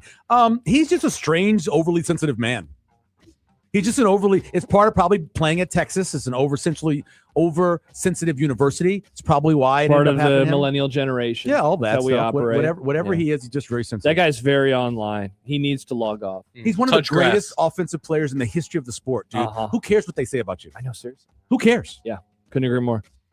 NIU head coach Thomas Hammock is leaving for an administrative offensive assistant role with the Seattle Seahawks. No way, really? Uh-oh. Is college football dying again? Hey, man, Hammock loves Northern Illinois. He played there, right? He was a running back there. It's his alma mater. You lose Thomas Hammock. Administrative offensive assistant. I heard somebody on a podcast today saying he's probably doing this. First of all, he wants to get out of college. Sure. And the reason he's not like taking a OC role is because there's none available right now on February 18th. Right, so this will allow him to do this for a year and then go into an OC role next year. I've always loved the way their run schemes at Northern Illinois are great. Yeah. Always have been. This is way worse than Halfley leaving, right? For the Packers DC role. Yeah, this feels worse. Yeah, it does. You mean the head coach of the Miami Dolphins? The head coach of the Miami Dolphins. It worked out. Nick. Yeah, it did. It worked out for him, yeah. Finally, Creighton and UConn are coming up at 6 o'clock right here on 1620 The Zone. Yay. Let's go. The Jays are Yay. 16.5-point underdogs. 15.5 point Now they're down to 15.5-point 15.5. underdogs. Moved. What's happening tonight? I think they're going to lose by 24 points. Well, I just said to you earlier, you get the plus 125 if you get minus 17.5. So alternate line might not be a bad idea. Although I always believe that Coach Mack will come up with something. So first half, what's the split? Is it like 8.5? Good question. It might be a good idea to go with the first half line and see if Creighton can stay early with them. And then the second half, they get away. First half line for the game. It still is 15.5. All right, let's see. Where is the first half at? So usually about 7.5 or 8.5, somewhere in there. Yeah. Gosh, okay. Here it is. And probably minus money. 9.5. And minus money. Minus 104 for that's not UConn. bad. Plus 9.5 is minus 120 for the Jays. Yeah. If that's what you were looking at. Yeah, that's what I was looking at. It's so weird. It is like They're doing $2 beer night. They're Yep. calling. I mean, Hurley's been calling out the fans recently. They did a social media video yesterday saying like, we need a big crowd tomorrow. And Yeah. it's like, man, like I get it. Before the season, maybe thinking. Did you hear what he said though? He said he expects Creighton to come out and play really well. Anytime you play a team that's coached by Coach McDermott, you're going to see that. Yeah. Pesky Blues says, what are the odds on UConn scoring 100? I would take that tonight. It's $2 beer night in stores after all. Ooh, that's a good little prop bet. A team over. You know where John is going tonight? To I don't know, Sad Town. To the store. Wow, good Lord. Thank you. Where's the UConn total points? Okay.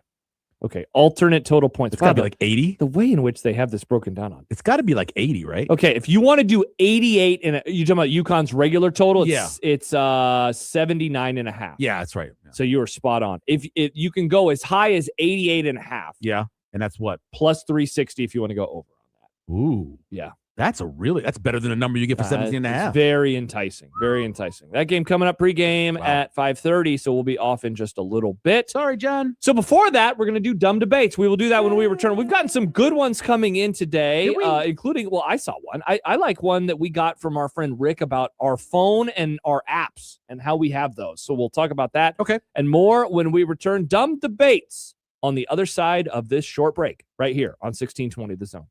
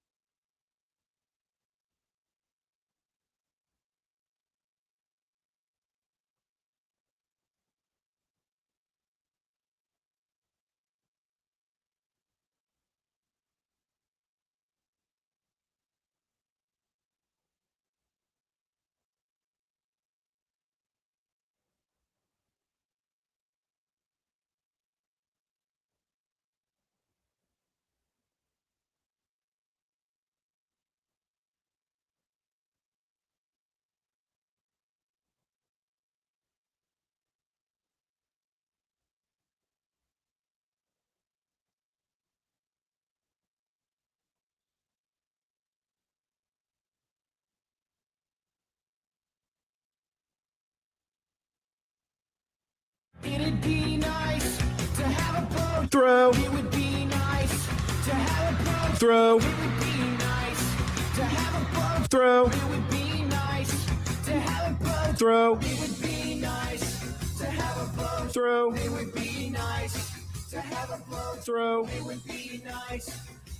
Throw.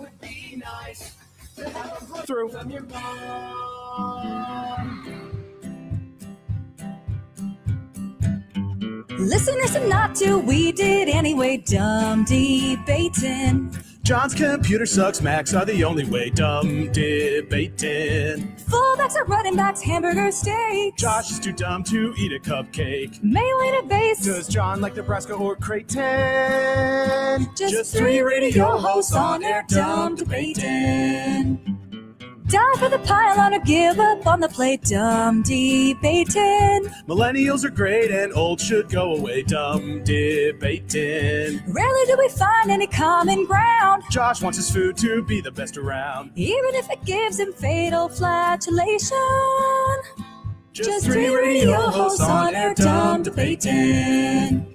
When a tree falls down and nobody's around, you can bet your ass it won't make a sound. Water ain't wet, you know nothing about hydration.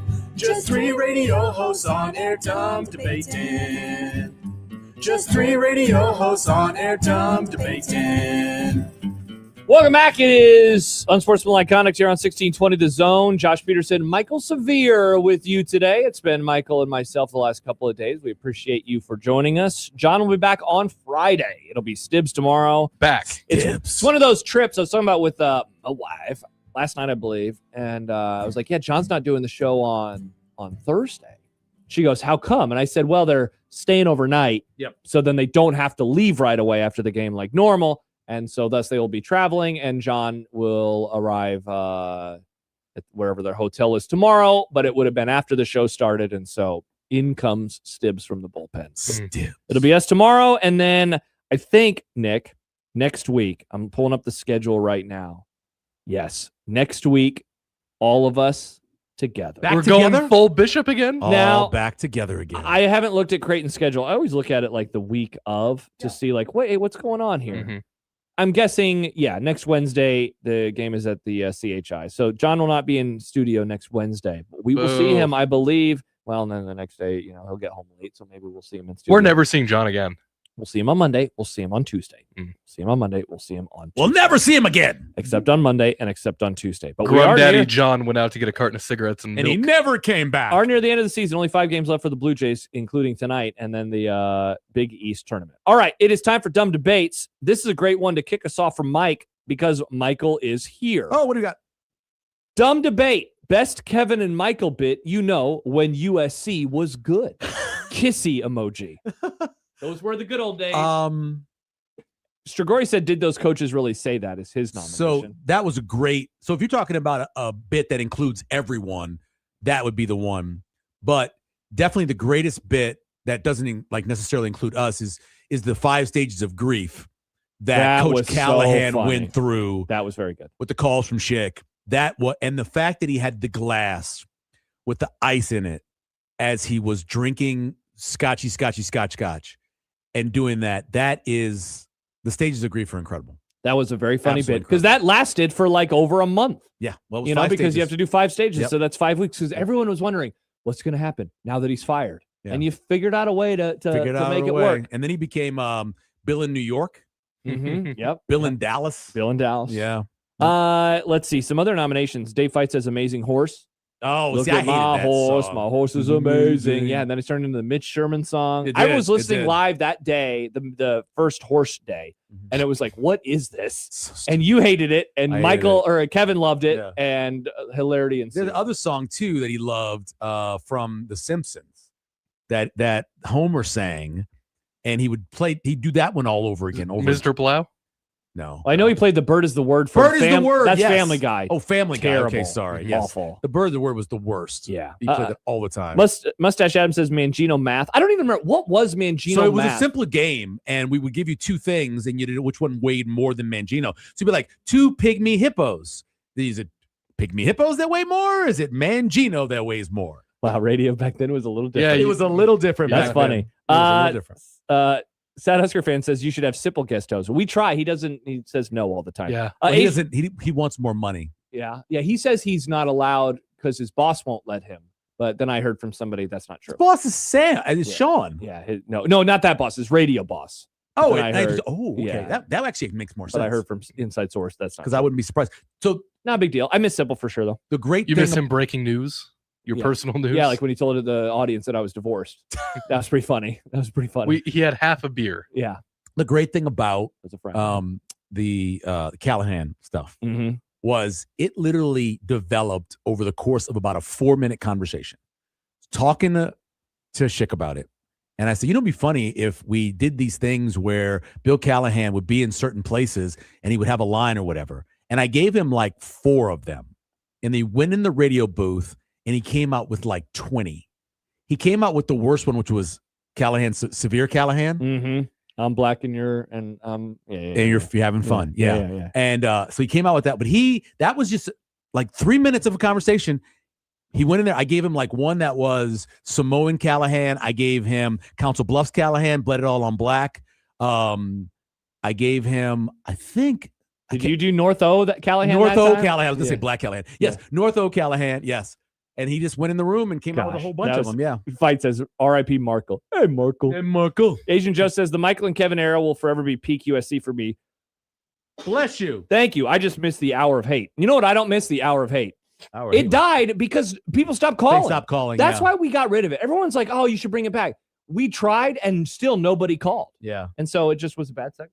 Yeah, still it was good in its heyday. In its heyday, it was good for sure. It was so the peak moment of the show ever. I'll tell everybody. DJs? It's DJs. Yeah. It's the game that never happened, the bowl game that never happened. Yep. It's Notre Dame playing Nebraska, and they're playing on the PlayStation 2, I believe. Probably it would have been that or early PlayStation 3. And then it came down to literally. He let it play to a field goal. That's so and Nebraska made the field goal. And they ran out of beer at DJ's. They had to open the back room.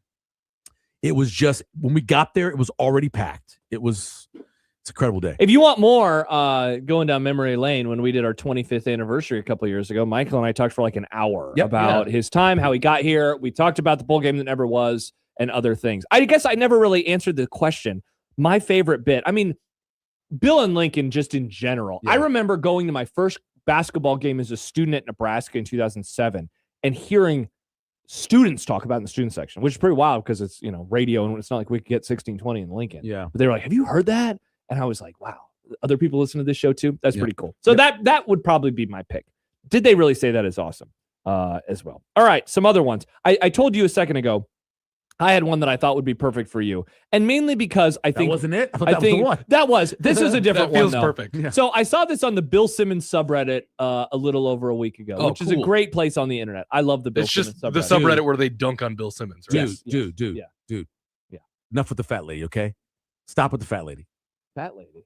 Every time if you're going that deep into Bill Simmons, you need to get out of there. No. You need to get out of there. No, never. You're too deep into Bill Simmons. You're too deep into Bill Simmons. No, now one of my best buds, he will send me memes from the Bill Simmons subreddit. It's a great place. I'm out on Bill Simmons, by the way. I stopped. I was wondering, you never texted me about him anymore. I'm completely out. I told you what happened when he went off on the 20-minute rant about them doing the speed of the players. Oh, yeah. It was the dumbest thing I'd ever heard. I thought that was pretty funny. But it's extra. I want all the extra information. You do. You love information. I love information. I love that damn box when I watch baseball they're getting rid of. K-box. I love all that stuff. Yeah. And the fact it just drove me nuts, and I just stopped listening. I don't listen at all. All right. So the question was this: what is the most devastating sports loss of the 21st century so far for fans of that team? And so the answer collectively was 28-3. Absolutely. The 28-3 lost by the Falcons at the Super Bowl. Of course, this is a perfect question for you because you hate the Falcons. Second greatest Super Bowl of all time. Behind Super Bowl. Saints winning. Super Bowl 44. So let me ask you the question.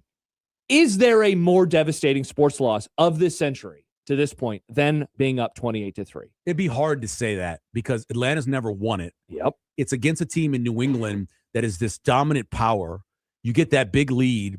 You had to have these incredible things happen, like the catch that Edelman made. Insane. It'd be hard. I watch that catch like once a month. So the only thing I can think even close to that, and it can't reach because it's a Super Bowl, but the first game of the series with the Cavaliers versus the Warriors. Oh, when LeBron dropped when 50? LeBron played incredible, and then J.R. Smith did the thing he did because they actually had a chance in that series based off of that. If they would have won that game, I think that the series was going to go 7. And then after that, it was over. Yeah. What about the 2004 World Series? 2004 World Series? Well, the Red Sox, they came back from a deficit. ALCS. Yeah. Oh, ALCS, my bad. Yeah, Yankees, right. If you were to do a collective, I mean, that's the first time in North American sports history, or at least since like the 40s in hockey, that a team came down. It happened in hockey. It's happened in a hockey long a couple time times, ago. yeah. But that was the first time, at least in baseball, and it was in, the greatest baseball rivalry. Yes. And the other one that got mentioned a lot was the Malcolm Butler Patriots Super Bowl. But as most people pointed out, yeah, but the Seahawks had just won a Super Bowl, whereas, as you just mentioned, the Falcons have not won a Super Bowl. Let me say this because it never gets said enough. They had the exact same situation Seattle did 5 times during the season. They ran the ball. They scored 1 out of the 5. Mm-hmm. Not saying they shouldn't have run the ball, but the reason why they threw the ball is because they had numbers showing that when they tried it during the season, it didn't work. Yeah. The play before that, when he gets tripped up at the 2, that's when the game should have scored. That's when he should have scored. Dude, it's every time every time I watch that play, I'm like, how it's there. Yeah, it's right there. He's got to just cut inside a little bit. He scores. Yeah. Yeah. Some other nominations for Guardians fans: losing Game 7 of the 2016 World Series in extra innings. Yeah, that was obviously brutal. Nick, the Brazil-Germany game shows up in here. Oh, fun. Germany 7, Brazil 1. That's What awesome. about, Wow, and was so this is where I got my wires crossed earlier, the 2007 World Series where Rocktober was on that insane run and then Boston just steamrolled them? I mean, see, that's not like devastating is you had it That's and fair. then you Okay. don't. And so like that's why the 2016 World Series comes up for the Guardians fans, because they had the lead and it goes to extras and all the stuff happens. Mark is saying, what about the UMKC over Virginia? Oh, that's good. The fact that Virginia won the next year, though, is still incredible. Again, yeah, it kind of takes away Yeah. from maybe a little bit of the pain. Just like with Purdue, right? They lose in round 1 as Yep. of 1, and then the next year they make it all the way to the national championship game. Kevin did those games.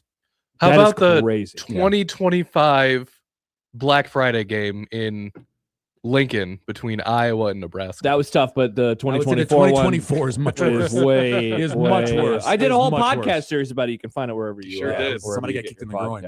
podcast. Yeah, over and over and over again. All right, other questions that we have for dumb debates. Do you have a dumb debate? I do Michael? not. Okay.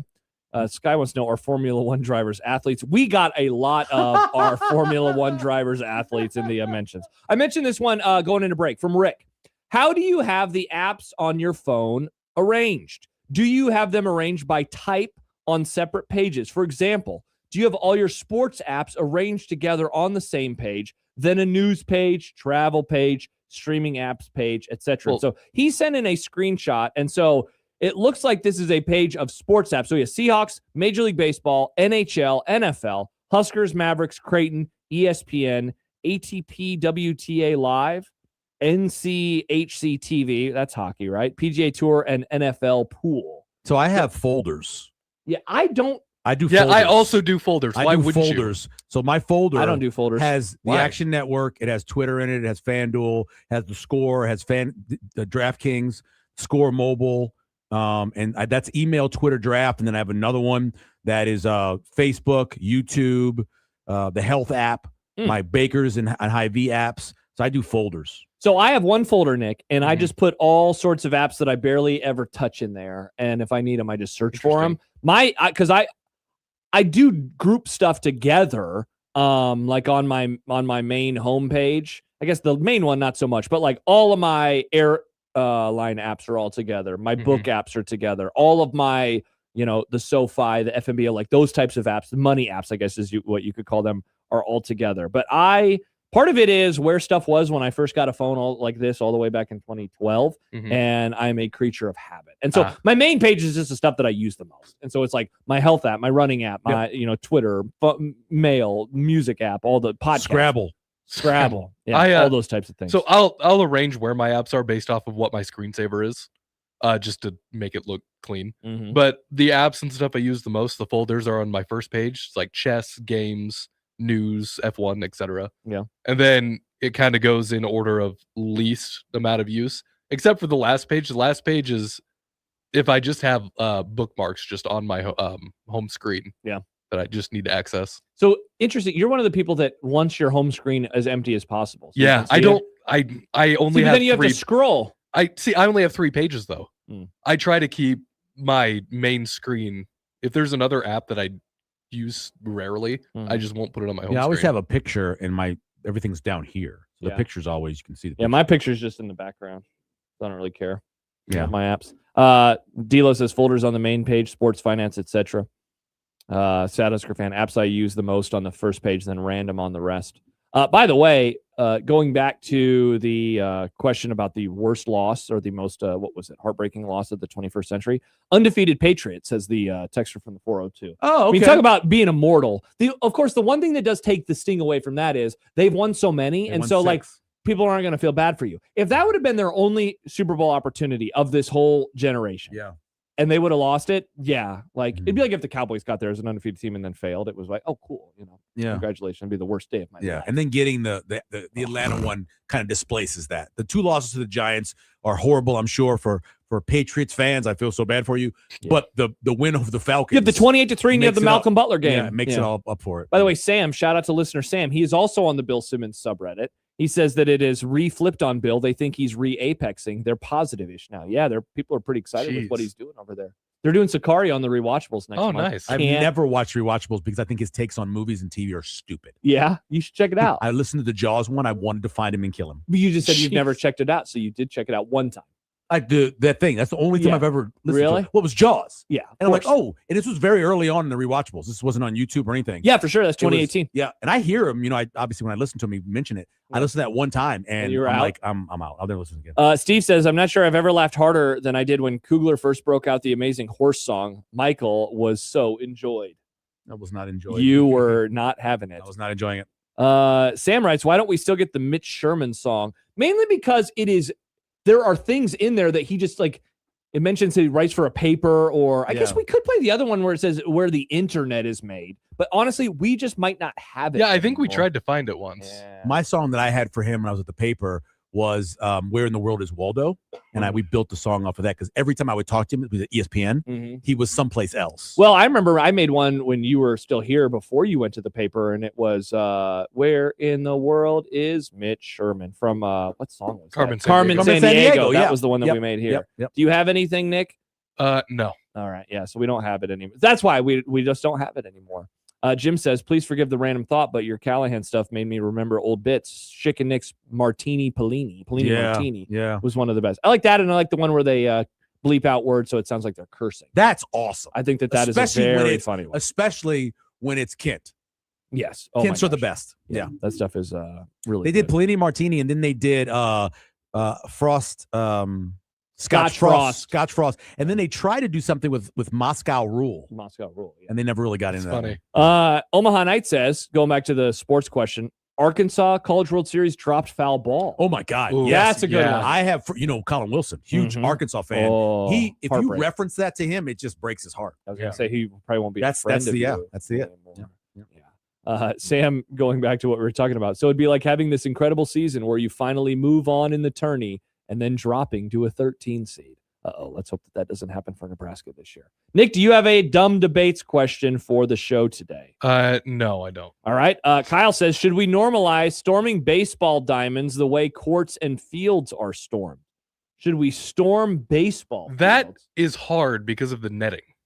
There's That's not really true. a good way to do that. Yeah, everyone would have to, I've seen them come from the outfield. So when the Yankees Kinda won in high up. 1978, when they won in 1978 on the Chris Chambliss home run, they all came from the outfield. You may remember the video of him running around. He's holding his hat.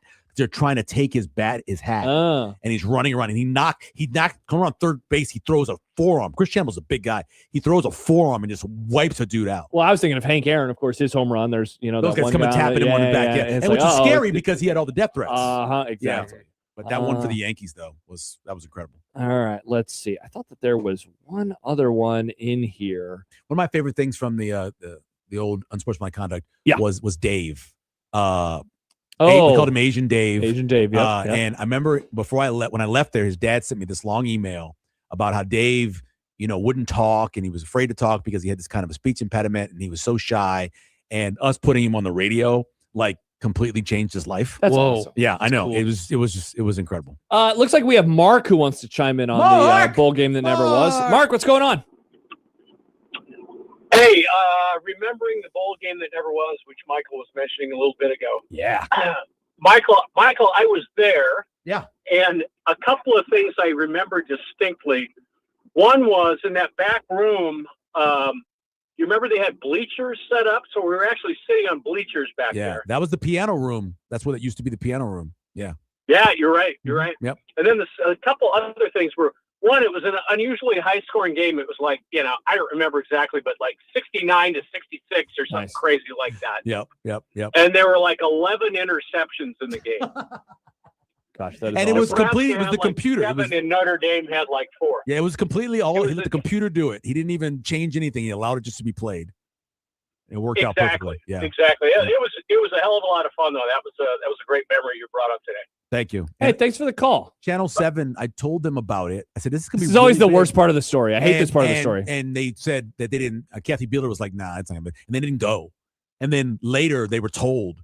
And she was like, I didn't think it would be that big of a deal. It didn't sound like that big of a deal. And I'm like, dude, this was one of the biggest things that happened in the state that day. Yeah, it turns into an all-time memorable moment. Yep. And Channel 7 didn't cover it. Yeah, imagine if you guys were doing like YouTube. So like we could go back and watch like the show and see it, but of course it comes Didn't in have that kind of 2007 stuff, and yeah. YouTube is barely around. We had nothing. A couple more that I saw before we go to break. Joe in Vegas, this is a very sportsy one. If Tom Osborne doesn't ramrod Frank Solich to become the next head coach at Nebraska when he retires, does Bill Byrne stay as AD and we never have to deal with Steve Peterson or anything that follows after that? Basically, the question I think is, if Byrne gets to choose his head coach, does he stick around instead of leaving for Texas A&M? Probably. And if Tom Osborne gets the AD he wants instead of Byrne, then you have a situation where he may stay a couple of extra years.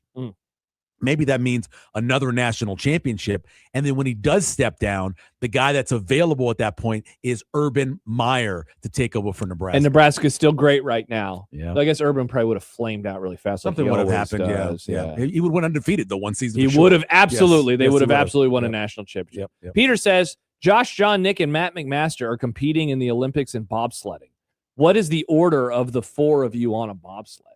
I don't even know the purpose of the order. So the pushers, the pilot is the one in the front. Okay. Then you have the guy who's just riding for weight, and then you have the next guy who jumps in. Then you have the pusher. So the pusher is the guy. He's Herschel Walker. Okay. You know, he's the big leg guy, the big strong guy. The guy in the front, who's the pilot, is the guy that knows how to drive. Okay. Who knows how to drive of us? I mean, I've never driven Did a you bobsled. say John? John John would be the driver. So John is I feel the like driver, I'd be the weight guy. and then it's me, it's Nick, and it's McMaster. Matt would be the pusher. Yeah. I think he's the biggest out of you guys. Yeah. I think. Like physically, and he's younger. Yeah. So I'll he'd be probably- weight guy. I'll he'd just probably happy to be there. be the pusher guy. Happy And to now you be have to there. lean. Remember, you be leaning too. I can lean. You got to lean. All right. All 4 guys got to lean.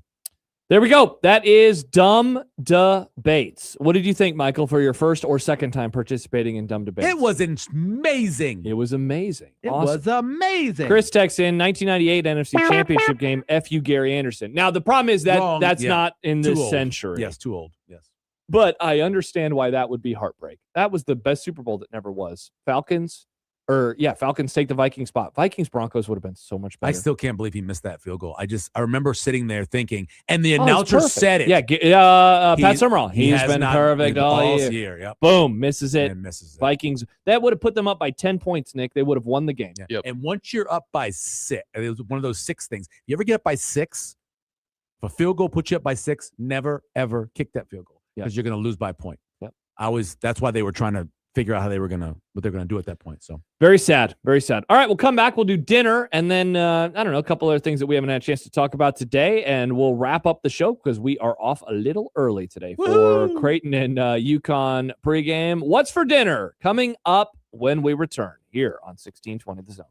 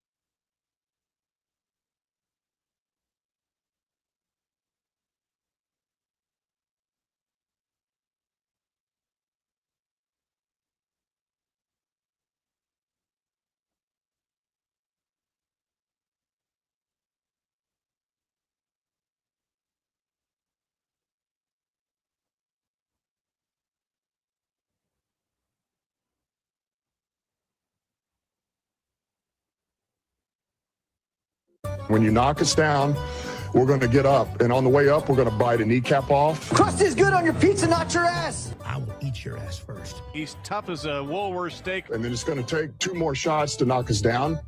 All right. And on the way up, we're going to take your other kneecap. I'm ready to hang them up, gut them and skin them and chop them up. You know what? I'm ready. My daughters aren't starving to death. I'll eat my neighbors. And we're going to get up, and then it's going to take 3 shots to get us down. And when we do, we're going to take another hunk out of you. Cliff, what are you going to take away as your best memory from playing basketball at Boston College? Probably just like going out to eat.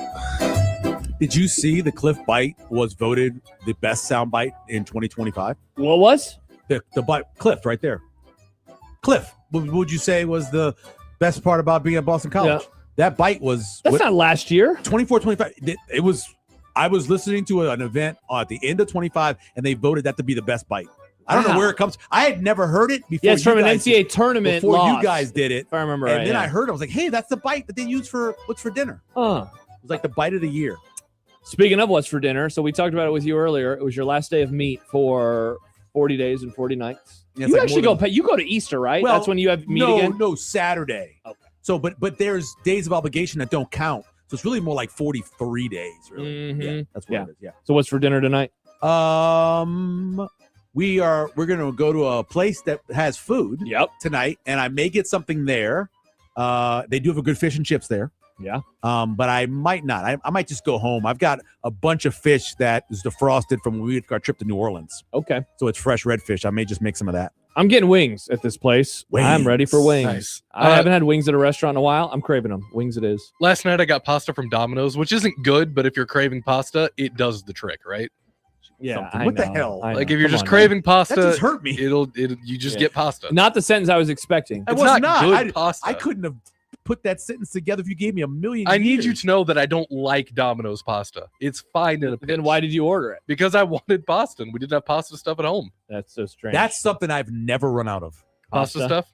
Whenever they do the stringer, either the extra large elbow macaroni or the thin spaghetti, 99 cents, I always buy it. So I have an entire box of just spaghetti, dried spaghetti and noodles. That's that smart. are in the corner of the kitchen. Yeah, we have a lot of pasta. In our, We recently ran out of noodles. So we have a bunch of sauce. We just don't have any noodles. At any given time, I can make macaroni and cheese. That's awesome. Homemade. I can make homemade macaroni and cheese at any given time. I always have the stuff. So what's tonight? I have no idea. Maybe leftovers. Maybe this Leftovers. pasta from Domino's? No, the taco place from a couple days ago. Oh, Mike says don't put it on the internet that Nick likes Domino's pasta. Don't. It's not good. We will not do so. All right, there you go. That is what's for dinner. So you put out your updated and adjusted bracket. Yeah, for the I best fixed local. it. Now it seems like you still had a couple issues, or is it all fixed? Are we good to go? It's all fixed now. Okay. It's all fixed now. It's the final bracket is up. The last one I sent out is the final bracket. I don't know what happened. I used this PDF filler so you can be able to change stuff and be able to do it.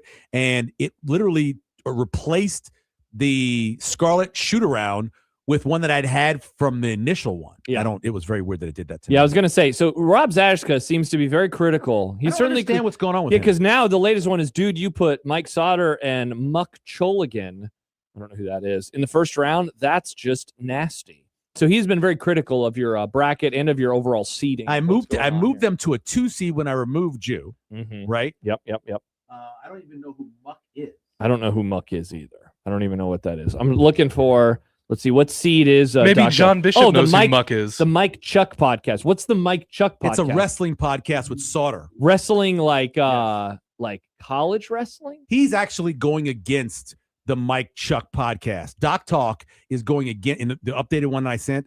It's Mike. It's Doc Talk at the 2 seed, and it's Mike Chuck podcast at the 7 seed. By the way, John has apparently joined us. Hi, John. Hi, guys. Hey, I John. had no what's up? idea. I was like, what in the world's going on look over at that here? guy. How are you? doing? I'm great. Just waiting for some basketball here in a few minutes. Do we still call it that? Yes, we still call it that. There's Okay. a round ball. It's orange. It goes through a hoop. Yeah, it's basketball. Sometimes it goes through a hoop. Well, I mean, for UConn, it's been going through the hoop a lot. That's for sure. It definitely has. John, I was actually just about to text you because I was looking at our board for tomorrow, and I only saw Robin wash it, and I was going to ask if you want to be a guest with Stibbs and me. Well, I mean, like I said, I should be at the hotel after 3, so I'll be happy to jump on when I can. All right, perfect. We'll talk a little Creighton basketball with John, or just bust balls and have John make fun of Stibbs for a half hour. When's the last time that Creighton lost 6 games by 15 or more? Oh. You have to go back to 2014? I mean, I'd have to look, but I mean, there were a few in there. This seems different though, because they're more spread out. Because if you remember that season, it all really started after Christmas. They lost 8 in a row. And then and it went south there. But that team was really competitive. I mean, they lost a lot of close games, and then at the end of the season, they upset a couple of teams that they probably shouldn't have upset. So, yeah, this one's different though, because I mean, you had Gonzaga, you had Iowa State, you had Kansas State was trending that way until the second half. Nebraska. And then obviously, Nebraska. Trying not to. Thanks, Michael. I'm trying to get that out of my memory, but they have nice game, buddy. They have 2 games, right? Where one, it was the most points, tied the most points scored in the first half, right? And then you have the other one where it's the most points that they've lost at home in the McDermott era. Wow, he's hopping on saying hi, and you're just roasting his team. Well, I was going to ask him this. Okay. You look at what's coming back. Padilla and I were talking about this. If Owen Freeman comes back and he's healthy, and everybody who comes back is going to come back, this could turn around really quickly, right? I mean, McAndrew comes back. Anything. I mean, anything in college sports now can turn around even quickly, without especially in portal basketball. guys. Even without portal guys. I counted 6 guys that could be back who would be the core of the team. And then maybe you add a couple of portal guys. But they have guys if they're healthy. Right.